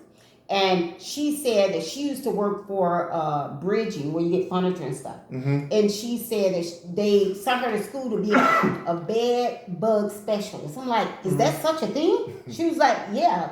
She said any place ran by the state of Minnesota that give free furniture, they have to have somebody on staff that specialize in bed bugs or any kind of bugs so that they know when they see them how to get rid of them or whatever. So she said, that's what I did. And so she was a volunteer coordinator at SEAT. And so she was like, send me a picture. So I was on the phone one day and on my computer and I saw this bug crawl and I said, oh my God, they're one of them bugs. And I took a picture and I sent it to her and she was like, that is definitely without a doubt a bed bug. Oh my God. I'm like, what? She said, yes. And if you see them crawling, that means you're really infested. And Whoa, she told me to come in and I drove to Brooklyn Park and talked to her. And then we put some pictures together and she was like, now let's send them to your landlord. She said, because if they don't respond, that you can definitely take them to court. And I sent them to them. They didn't do anything. And then I called the guy named John. He's a maintenance guy. Because the regular landlord, Amy is her name, and Tina, they're like the executive renters because Celsa is big. It's very big. They got like probably 40 buildings in Minnesota. Okay. Right. And so I called him. I said, look, I text them. I said, I've been trying to reach them. They're not responding. I know I'm told this is definitely a bed bug and blah, blah, blah. And he was like, let me get back to you on Monday. I'm like, no, I'm not waiting. Right. I need this done like right now. And so it was about 4 or 5 days. He was like, he had texted me and said, I'm going to contact somebody to come and check it out. By that time, I had already went to Menards and spent $60 and got bug stuff. And then I had already called this bug place. I had to think of the name of it. But it was crazy because they kept saying it's going to cost us $100 just to come out. And then it probably costs a lot more if we find a bug and whatever. And so I made an appointment for them to come out. But then one day they just show up. And then, they emailed me on behalf of Seller Investment. And then I called the guy. I'm like, I don't want to call you. He said, no. He said, we actually contract with Seller. We work for them, have been for like 13 to 15 years. Right. And it was weird that I called the same exact people that they contract with. Coincidence. So, yeah. And so they came out on their behalf. But I was at work and I called my maintenance guy. I said, and I kept calling him because the regular people would not respond. I said, did he even come out? Because he said he was coming. Did he come? I couldn't tell. Right. And then the maintenance guy said, well, let me call him and make sure. His name is Don. And then he called me back and he said he did come out. And he said he didn't find any live bugs. He didn't find no dead bugs. And I'm like, how is that possible? What I'm getting bit up like crazy, And so then now I'm upset. I'm looking through the house. I'm like, I know darn well I need to find another bug. And oh my God. And then I looked at my headboard and I took a video. You found the colony? I found, yes, they were going in and it was just so gross. And so Out of the wood? I had a cushion headboard. And so I sent him the whole picture of that. But the thing is, my lease was in August 31st, so I was supposed to get 3 sprays. It didn't happen, and then I'm itching thinking about it. Yeah, it is horrible. It's just that. And then they were supposed to. They didn't do anything. Anyway, I ended up trying to get me a lawyer and all that, and finally, and then they didn't want to give me my rental deposit back. Then they said, have you paid $2,500? I had to. Yeah, I paid $2,500. They said I have to pay. They want to take $600 out of my rental deposit because I needed to pay for the bug spray myself. Although the guy only came once, and then when I got ready to move, because my lease was in October the 31st, when I got ready to leave, the week I was moving, 3 days before I was moving, he came and then he emailed me and he said, I just left and sprayed your house. Yeah, 3 days before I was moving. Sprayed before I moved. But- You already know I'm moving. So the third spray never did happen. And the second spray, I had to beg him to come, but half of the furniture was already gone. And I said, I found 2 bugs at my new place. I said, so is it possible you can come, since I have to pay, can you come out here and spray? And he said, no. He said, I don't work for you, I work for Sales and Investment. But you paying them. But I have to pay you. And so then when I went to Selson, I said, what about my What's rental his dude's deposit? name? What's his dude's name? Don, and I got his name. And I got things. Oh, it's called Puckett. Puckett. P-U-C-K-E-T-T. And what company? What? Puckett. Oh, Puckett. Plunkett. I just seen one of them trucks. It's the white truck with the green writing on it. I think so. I swear to God, I just seen one when I was on my way home from This work. is crazy, They're man. awful. They just treating you, man. And so I ended up getting so I went to them and I was like, what about my money and stuff, and then they was like, well, Miss Karen, we're gonna call you after the walkthrough. I said the walkthrough is done. The guy just called me and told me the walkthrough is good. And then I was like, I took like 50 pictures of each corner and wall because I know they're real shady. And I sent them all the pictures and they called me and they said, Miss Karen, could you please stop sending us these pictures? I just need y'all to know I was out an hour before I had to be out, and everything is spotless. Way more cleaner than it was when I, came. And they said, well, we understand and we're going to take our own pictures. I said, okay, but I let them know I had 100 pictures. And so then the lady was like, we'll call you. He haven't came in and told me anything yet. This was like 3 or 4 days later. And she said, as soon as it happened, we'll send you your check and you have to pay the $600. I said, I don't understand why I have to pay $600. And I was video recording the whole conversation. And I said, because I didn't trust him. Yeah, right. And then I said, so when am I going to get my money? And she was like, well, we'll be contacting you and blah, blah, blah. And so I said, so you're saying I have to pay the $600? I said, I just want to hear you say it because I've talked to a lot of legal advice and they said that I do not have to pay it. And she said, it's in your lease. I said, okay, I'm going to go read it. And so I left her and I recorded her. Her name is Tina. And I recorded her. And then I started trying to find me a lawyer. And to today, I left her August 31st. To today, they have not told me why they're keeping it. They haven't sent me any more information on what they found wrong or what reason why they're keeping it. And I said, your guy only came and sprayed twice. And the second spray was 3 days before I was leaving. Which, as far as I'm concerned, don't even count. Right. And she said, no, I didn't know that. I got that on camera too. And so I called me a lawyer. Nobody would take it. And I couldn't afford to, and I kept calling. Finally, one day, legal aid from Minnesota called. And they said, oh my God, you got a great case. They said, you got a couple of lawsuits. I would have took that case. On one of them, they had given me like a free garage. They gave me a $500 move-in credit and other stuff. And they weren't supposed to. And they said that the guy that signed the paperwork for me to move in, he made a mistake. So they was like, so they re-signed my lease. So that's one thing the state got them on. They said, you cannot sign this current name. The lease that she had is what you have to honor. Right. And so that's forgery. that was one thing they got them on. And then they was like, I do not have to pay for that bug spray because that's a safety thing that they're supposed to pay.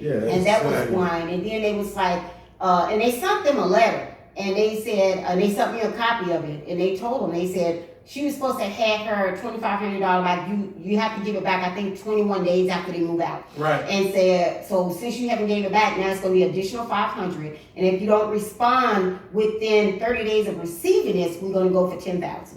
And But you still got pain and suffering from all the bug bites and Yes. dealing there and leaving there. I haven't even went in and met with my law team yet because they said, your case is so good right now, we don't even have to meet with you. But I can't wait to go meet with them because it's just, and I told them I got my doctor's papers where they took me off the medication. They put me on antibiotics because they just didn't know what was wrong with me. Right. And, and so they just having salsa investment. Yes. Yes. They are. And Yeah, when Salsa, you about to write a Shady check. Salsa. You about to write a check, yeah. Salsa. And then when I even moved in there, I told, and my daughter recorded this too.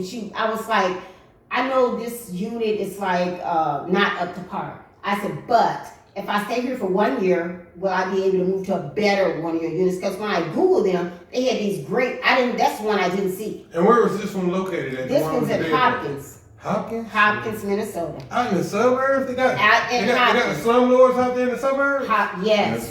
That's what we're gonna call them. That's what they are. Yes. Yeah. Yeah, Slumlords. and then I talked to another guy. I thought I was in the worst building because I had Googled. They got some gorgeous buildings, but they put me in the worst. And I said when I get myself to, when I end my lease, stay here for a whole year. They said then you can move to a better place. I guess because I was a felon, they needed to see how it was gonna be. But then I talked to another guy, and he was like, you're not in the worst neighborhood, Karen. He said I live in the worst building of Salsa. They got one in Robbinsdale, and he said his apartment they get broke into, is drug infested and everything. And I said, I didn't even know they had one there. In Robbinsdale? He said, in Robbinsdale, he said it's worse than the one I live in. So I guess he's in the worst, then I'm in the worst, and then I don't know. But the thing about it is do you think that the reason you went through all this is because of your felony? I know it is, without a doubt. Because she used to always be like, oh, you're Karen, you're the one with the 3 felons. That's how she used to always say. She used to always say that. Her name is Amy Garner. Did you hear that? Did y'all hear that? Yes. Did y'all hear She that? always said that. Her name is Amy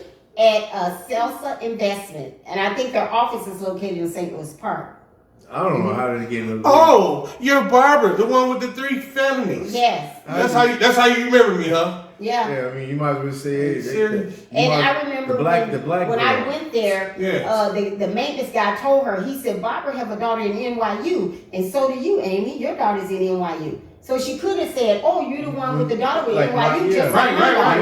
Right. But, Because that's easy to remember, too. Yeah. Our daughters she go was to the like- same school. They Yeah. do anything and everything to belittle you because they feel as though, and that's how they've been using. So it was the a felony. direct kick in the face or a slap in Well, the face when she said you it's the one with the 3 basically felonies. That's how slave. she always connected me. Slave behavior. You're a slave. You're lower than me. You shouldn't even be staying here. You're lucky. Mm-hmm. And I told Barbara that I said, listen, they're acting as though you should be happy. Yeah.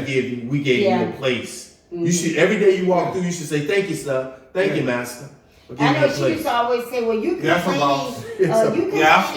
you complaining, we gave you $500 credit, because the guy made a mistake. And she said, you're still complaining about this and that. And she said, now, anybody else would be happy to get this unit because it's worth way more than No, what she was really saying right there, $1,300. what she was really saying there, your black ass better be happy we gave you somewhere to stay. Yeah, that's the truth. You know what I'm saying? That's what she was really saying. I mean, Yeah. but every felon coming out faced that same thing. I was coming out of Anoka County, and they had me in a workhouse, and Anoka County has a deplorable housing situation. They have no housing, especially for felons, right? The reason you can get back into Anoka is if your family's there, you can go live with your family because they want to harass the hell out of them. But if you come out there, I had no family in Anoka, so I went to the workhouse.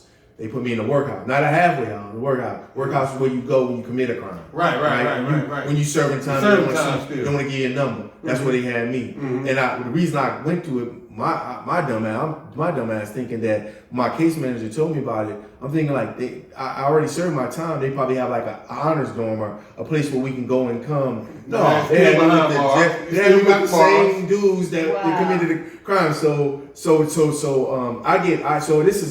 this is embarrassing. But I'm just out of the joint, right? I ain't never had no real food in a while. I had no, we've been eating that slop, what I'm saying? And meats and they got the same thing at y'all. Oh, we had maggots and stuff in our food. They tell us quick. But from canteen, what did y'all have on canteen? The same stuff like the meats and the noodles and stuff. So the same thing that it has to be because we all Mencore. That's Mencore stuff. So I get out. I'm actually in a free world, so I'm seeing the Wendy's and Burger King, But just like in a halfway house, I don't know if it was like that in yours, but you couldn't bring food back in. You couldn't bring food in. You couldn't bring food from you couldn't bring you could have food up in your room. Like that you bought from the commissary. Like snack food. But you couldn't bring back food. Fast food. You had no refrigerator in your room. Oh. Right. So I couldn't bring back, I couldn't come in there with like McDonald's or nothing. Like, I mean, this at the halfway house? Yeah, you could eat it in a common area, but you couldn't have it in your room. It was like that at the halfway house that I was at, but you could still order hot food from different restaurants all over the city. You could. And you could come, when you leave and go on past, you could still come back with big bags of food. But you had to eat it in the common area. You couldn't have it in the room. But people still do it anyway. But you would. Some staff care, some staff don't. But so that I'm not even talking about. I'm talking about the workhouse. Workhouse, you couldn't bring nothing in. Yeah. It's just like being in the pen. You got to order everything off the canteen. They got little small bag of potato chips. They charge for $2. I get that. So I wasn't paying for that. I wasn't paying for none of that. None of that. So I get why you can't bring nothing into that facility though. I'm telling you that I'm already done my time. Right. You know what I'm saying? So you treat me like a dude. He's supposed to be punished. Right.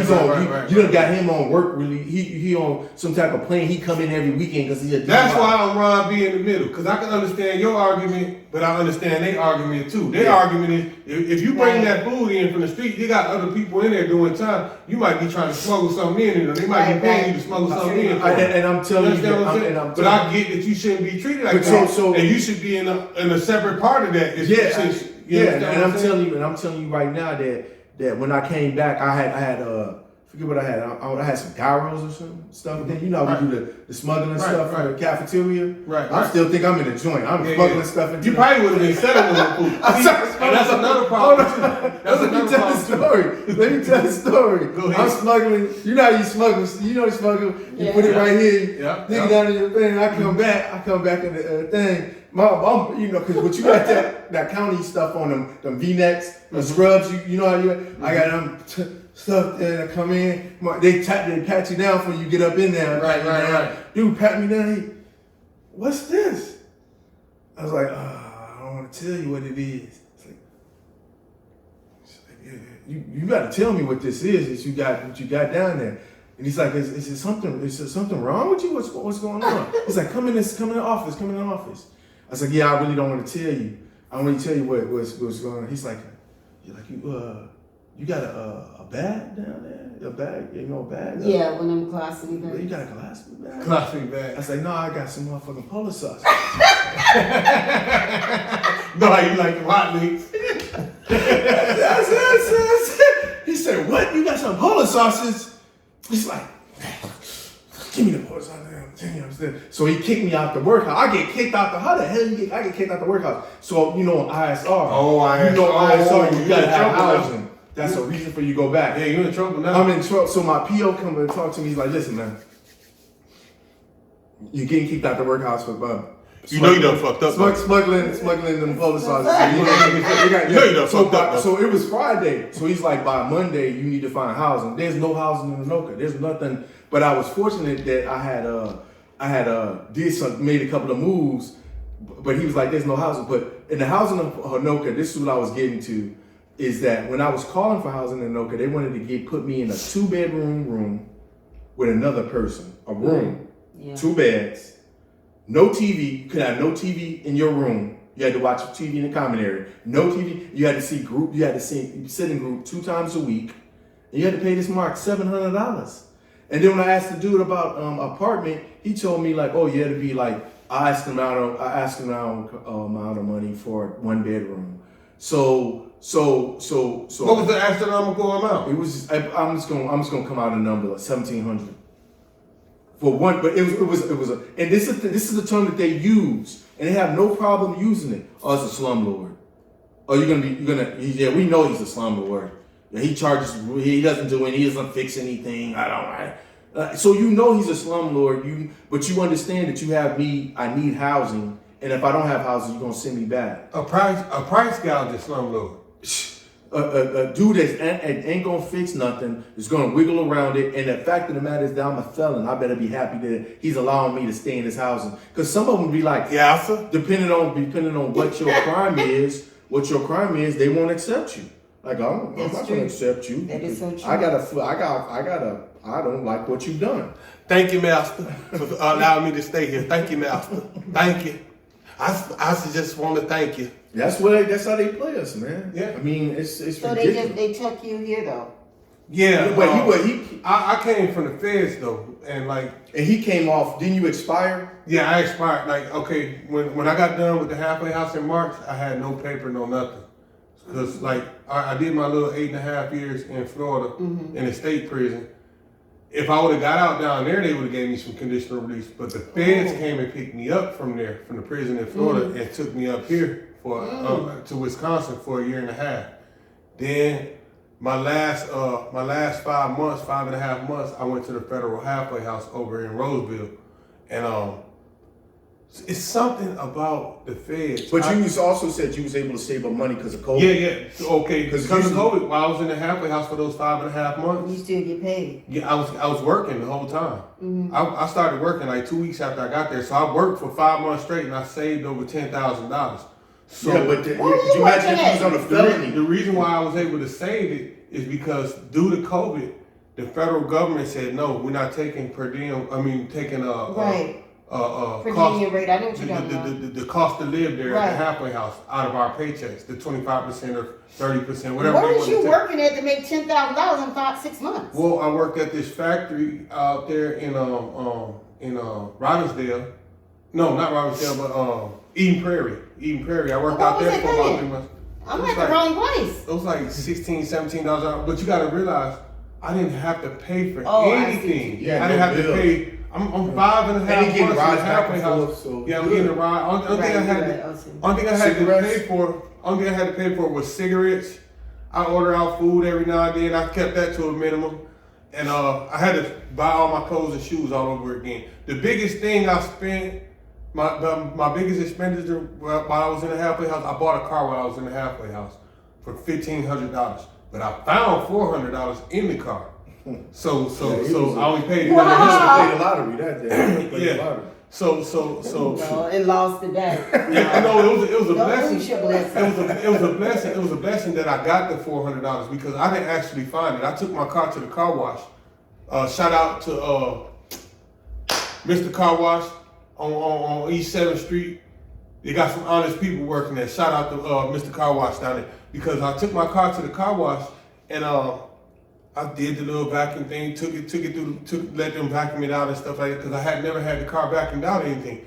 When I got back in my car and I'm driving off, I get the Popeyes.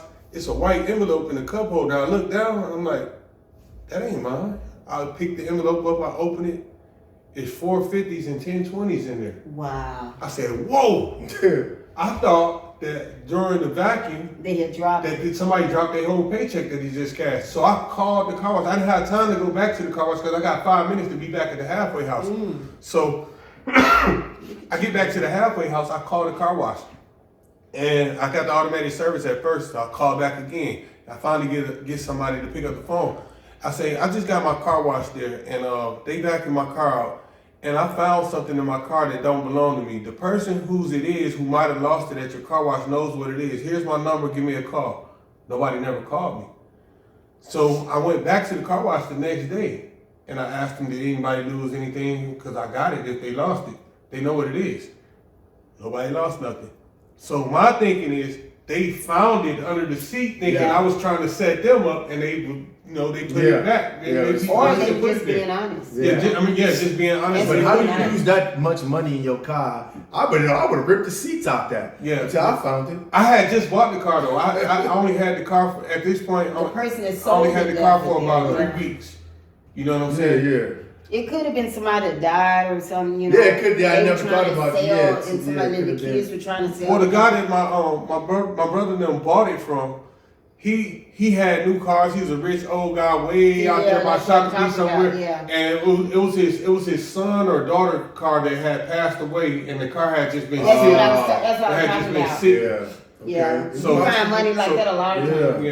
it could have been. Yeah, the car had just been sitting, and they want to. And You gotta the go car's a look. good car. I had the car since about February. It's decent. It's doing Almost a its year thing. now. Only thing I've been doing to it is getting oil changes and putting gas in Can't it. complain. Real Well, I got nice. one question for you. And I had a little controversial segment I did where we talked about visits and who comes to visit who.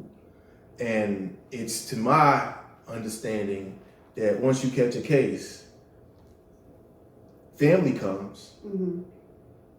You know, kids will come, of course. But black females stop coming. Now, did you notice in your visiting room when you went on visits, what did you see? How did it look? White old people. White old people.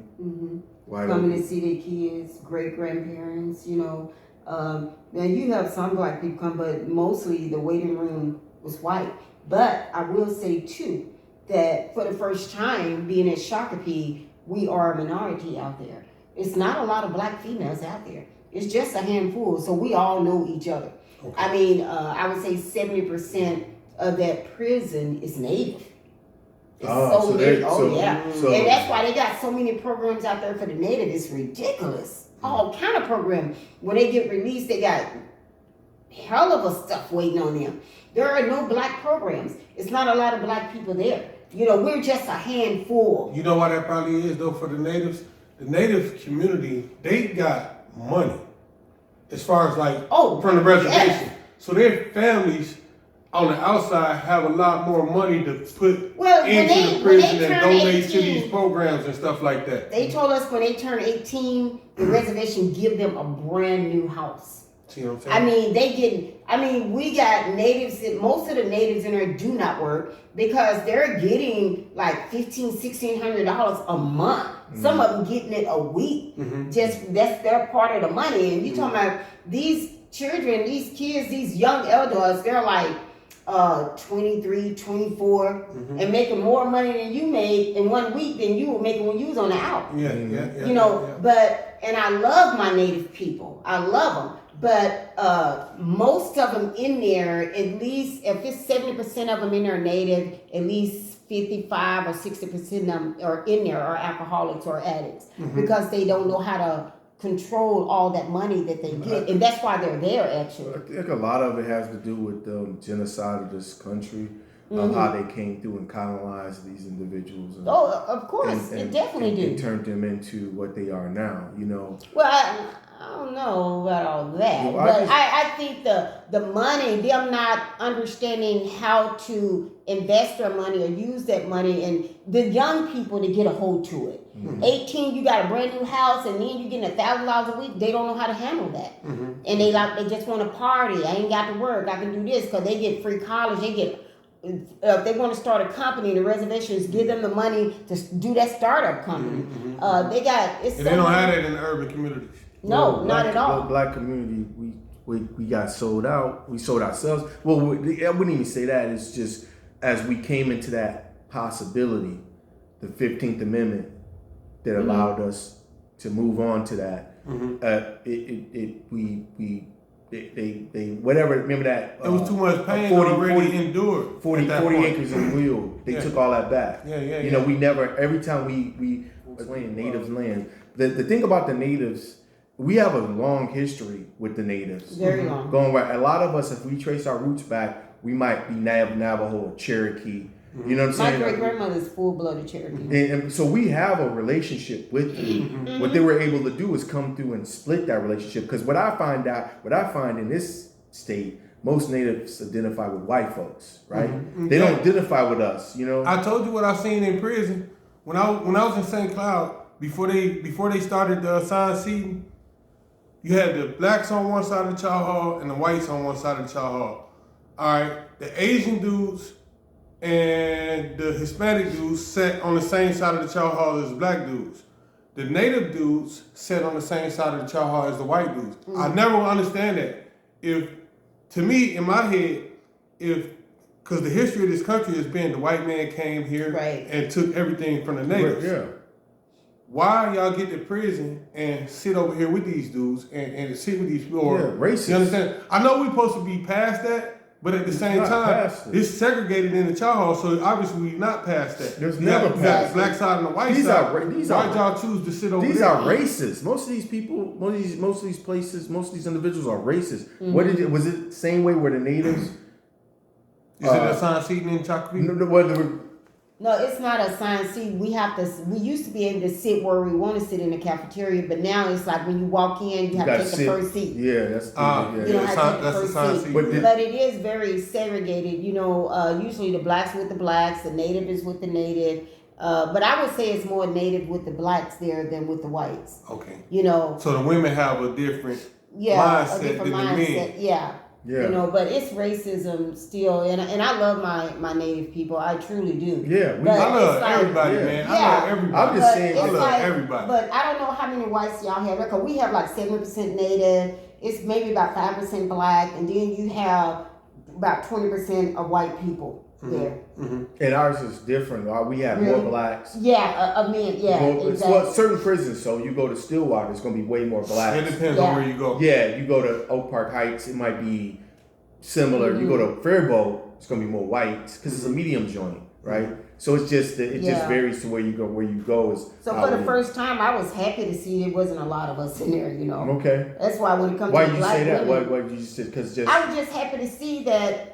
It's because I know my son was like, "Mom, I had a misconception. I thought it was mostly black." I said, "No, maybe with the men, but not with the females." yeah, with the men, It's yeah. not. No. For COs, it varies. Of course, you can't just say, but when it came to administration, any black person that has a little bit of power in prison, Yes. they just really flexed. They Well, really I flexed. would say shout out to Mr. Thomas because he was the best guard. But I will say just like we only had one black instructor in Shakopee when I was there, and that was criminally Jerry. And believe me, I wasn't the only black female She went out that there. she And sent to that's segregation. funny, And she always would make the statement, "I'm the only black instructor here. I'm not letting nobody take me down." Well, why are you only sending black people to segregation? And what? Because So she will always do that. I think she was trying to let Trying to the other prove to guards them. know Trying to that prove to them. Yeah, I don't I care what don't- color they are. I don't care. I'm colorblind. I'm sitting there, but no, you're sending your own people. But that's Yeah. why if you ask me about the criminal justice system, I think that's the only reason they employ them. Because I've seen a lot of situations where we had a situation where it was totally racist. They would bring that person in, that African American or African CO, to order to mitigate the situation, right? Oh, we're not racist. So you got one of your brothers sitting there talking to you, and it just to me, whatever. It don't. At the end of the day, it doesn't really matter. At the end of the day, we sort of got to stand together. We got to formulate something. We got to figure this thing out. Come together because they can't keep treating you the way they treat you. The best way I know, I'm gonna tell you like this. An old man told me this before. He say, Ron, they didn't invite you to come here. You invited yourself to come here. You went out there and committed that crime. You went out there and did whatever you did. The best way to go about it is just stay out their house. I feel different. I feel like. I mean, it's some ways that they trap us into it. I feel like if you say stay out their house, it means stay out of America, because this is their house. No. This is their house. No. Oh, it's cool. It's cool. No. It's cool I'm to be. saying- It's cool to be. What I'm saying is, don't go out there selling dope on these corners. Don't go out there robbing folks. And you know what I'm going to tell them? Don't go out there breaking You know what I'm into going to tell houses. them? Stop bringing dope into my community. Don't go out there and pick up a gun and shooting your brothers and shit. Stop bringing guns into my community. Yeah, but stay out their house. I don't Yeah, want to yeah. go. I don't want. You want to shout out? This is my take is that we know it's mostly ran by crooked white people, to be honest, racist. I would say that, but at the same time, when you say their house, we paying taxes on that same house. Right. It's our tax money too. Right. Everybody that live in America of different colors, cultures. That's our tax money too. So I think the way to fight it, is to advocate. Stay out of those places that you're supporting to incarcerate people that break the law, but at the same time advocate and fight to also change those laws, because the law don't stand for one nationality. They have different laws for different people, different colors. Right. And that's the bad part. I So understand, that's I the part we You're need to be advocating for. You heard that, and You know. I got something to say. You want to get some shots out? Some people you want to Your daughter in NYU doing it big. Yeah, I love my baby. I give a shout out to all young people, point blank, period, that is doing their thing as far as trying to move forward and plan for tomorrow and not just today. I also give a shout out to all the haters out there because there's so many of them that is just holding themselves back and working hard to hold other people back. The haters give you motivation. Yeah, I'm trying to give you motivation, keep you prayed up so one day you wake up and you change because it do happen, you know. But I also give a shout out to I Got Something to Say. You guys are doing your thing. I'm so proud of you guys, really. This is truly nice. Thank you for coming in. Good. Shout out to the convicted felons doing better than the people out there with no felonies, too. And I say, listen, I didn't see that part. listen, watch, listen, Subscribe, watch, like, support, follow. support the real. Support the real. And don't forget about Miss B. Yes, you see on the street, say what's up. It's all good. We out of here. I think that was pretty Oh, I forgot to tell how they threatened to shoot me. Who? Oh, that's the next part. We'll do that. We'll do They that. tried threatening to shoot to the The guards. guards that, You can still talk They to the got guns there.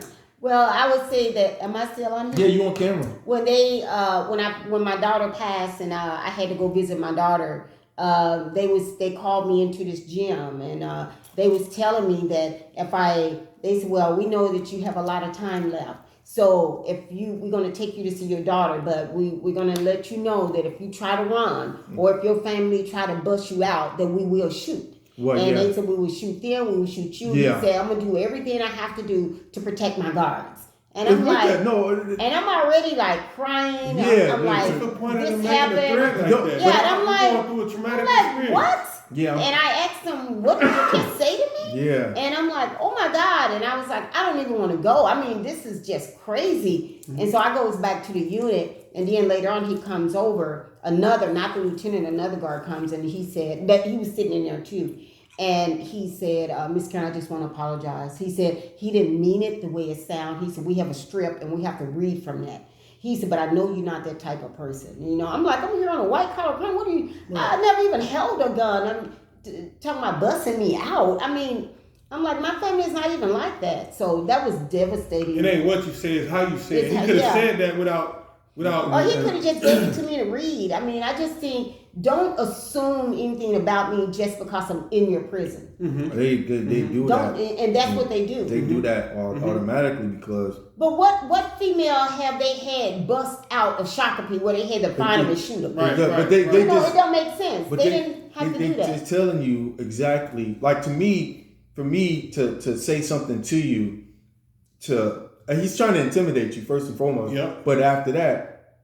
He's trying to get in your mental. But it's making me feel that I'm you know you got the ability to shoot me. Really, if I don't even have to run, you could say he's running and pop me. Mm-hmm. You know what I'm saying? So to me, it makes me feel less than. Well, first of all, when I went, they handcuff you here and another chain go down to your feet. Yeah, and around your waist. Oak Park Heights. And to your waist. So I don't know how you're going to run anyway. You walk through the halls like that in Oak Park Heights. Everywhere you go. Really? Yeah. Wow. Yes, that's Supermax. Yeah. That's the one that's down in the ground. Yeah, you go to So they had you like that? Mm-hmm. You gotta bend, you gotta get down. You gotta get down. And they put it on you. And you come to the thing. They won't open because Oak Park Heights got 2 doors. Mm-hmm. When you go into SID. When you go in, they come in this door that they got a slot for the food tray, but they also got a slot for your hands. You stick your hands in. Boom. Yeah. You know your knee. Boom. Yeah, you gotta get down so they can they got take them 3. off. You was there too? No, but I was in Florida, and when you get ready to go somewhere, when you come out your cell, before you come out your cell, you gotta back up to the bars like this, put your arms through there, and they're gonna put the handcuffs on you. Then you're gonna come out, and they're gonna put shackles on you. Then when you get ready to go back to your cell, they're gonna take the shackles off before they put you in the cell. And then they're going to lock the door, put you in the cell, lock the door, and then you got to stick your arms back through the thing like this. Well, that was so you take the handcuffs off. No, it's just segregation. That's the rules of segregation. When you walk up. Okay, I think I did. But that's the rules everywhere you go where he was. Exactly, yeah. And you got 3 guards on you when you walk. Everywhere you go, you got 3 guards. You shocking. You got like 3 you guards. Charles Manson or somebody. You got 3 guards walking down the hall. That's just going to medical. Because you don't really leave your cell. But if you have to leave yourself a reason, that's how you So come were you out. out there when that guard got killed? Yeah, I know why you got killed. See, you know, when it happened, you know, they locked all of us down too in Shakopee. Yeah. And we was like, we already know, because sometimes them Shakopee guards, they be just going crazy on you with their mouth and threats and tell stories. And so we was like, you know, although, you know, they was like, oh, this happened stuff. And of course, all the inmates was like, wonder what happened with that. You know, I'll tell you, when you turn off the cameras, I'll tell you what happened. We knew something had happened. No, I'll tell you the history, but it's the history behind it.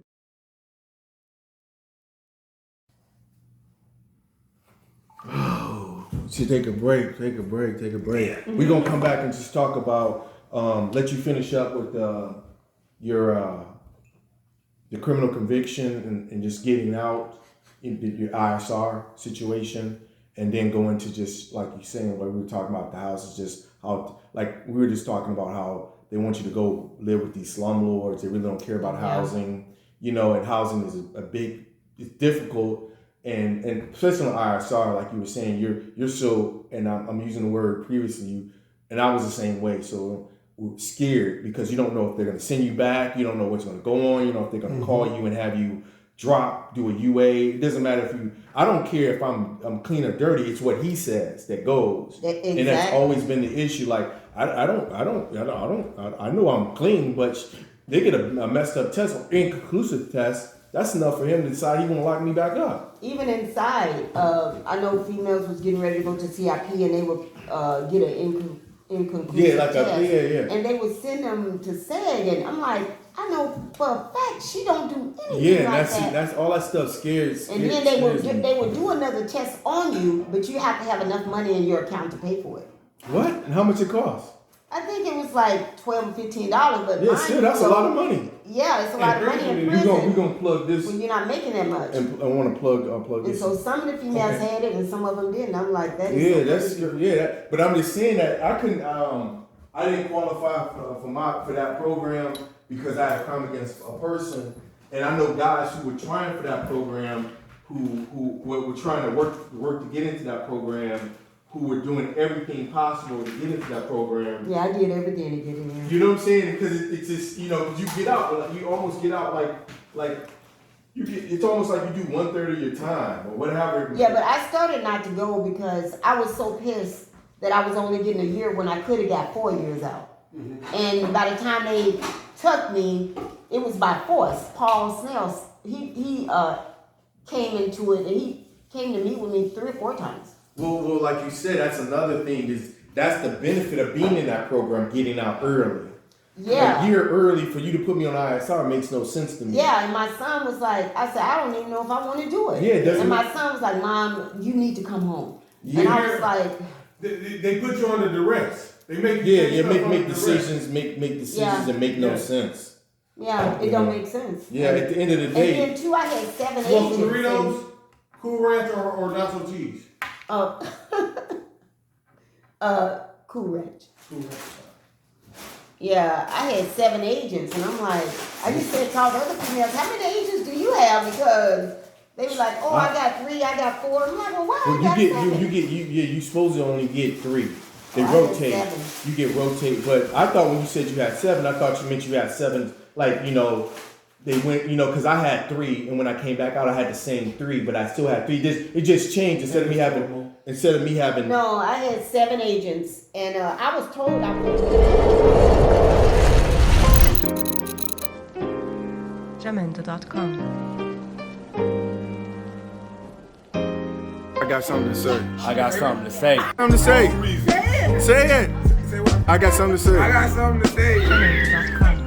I ain't saying I got something to say. Gabby, What do I do?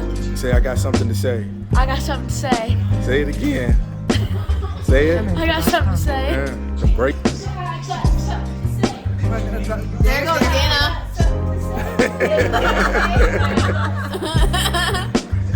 Look at Lisa. We got encore. Something to say.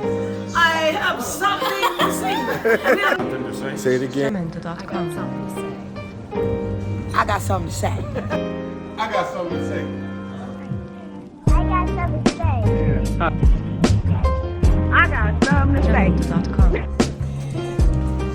got something to say.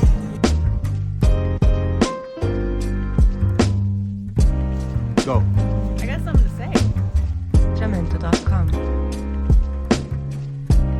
I got something to say. Ron got something to say. I got something to say. I got something to say. No, I got something to say. You want to hear me though? I got something to say.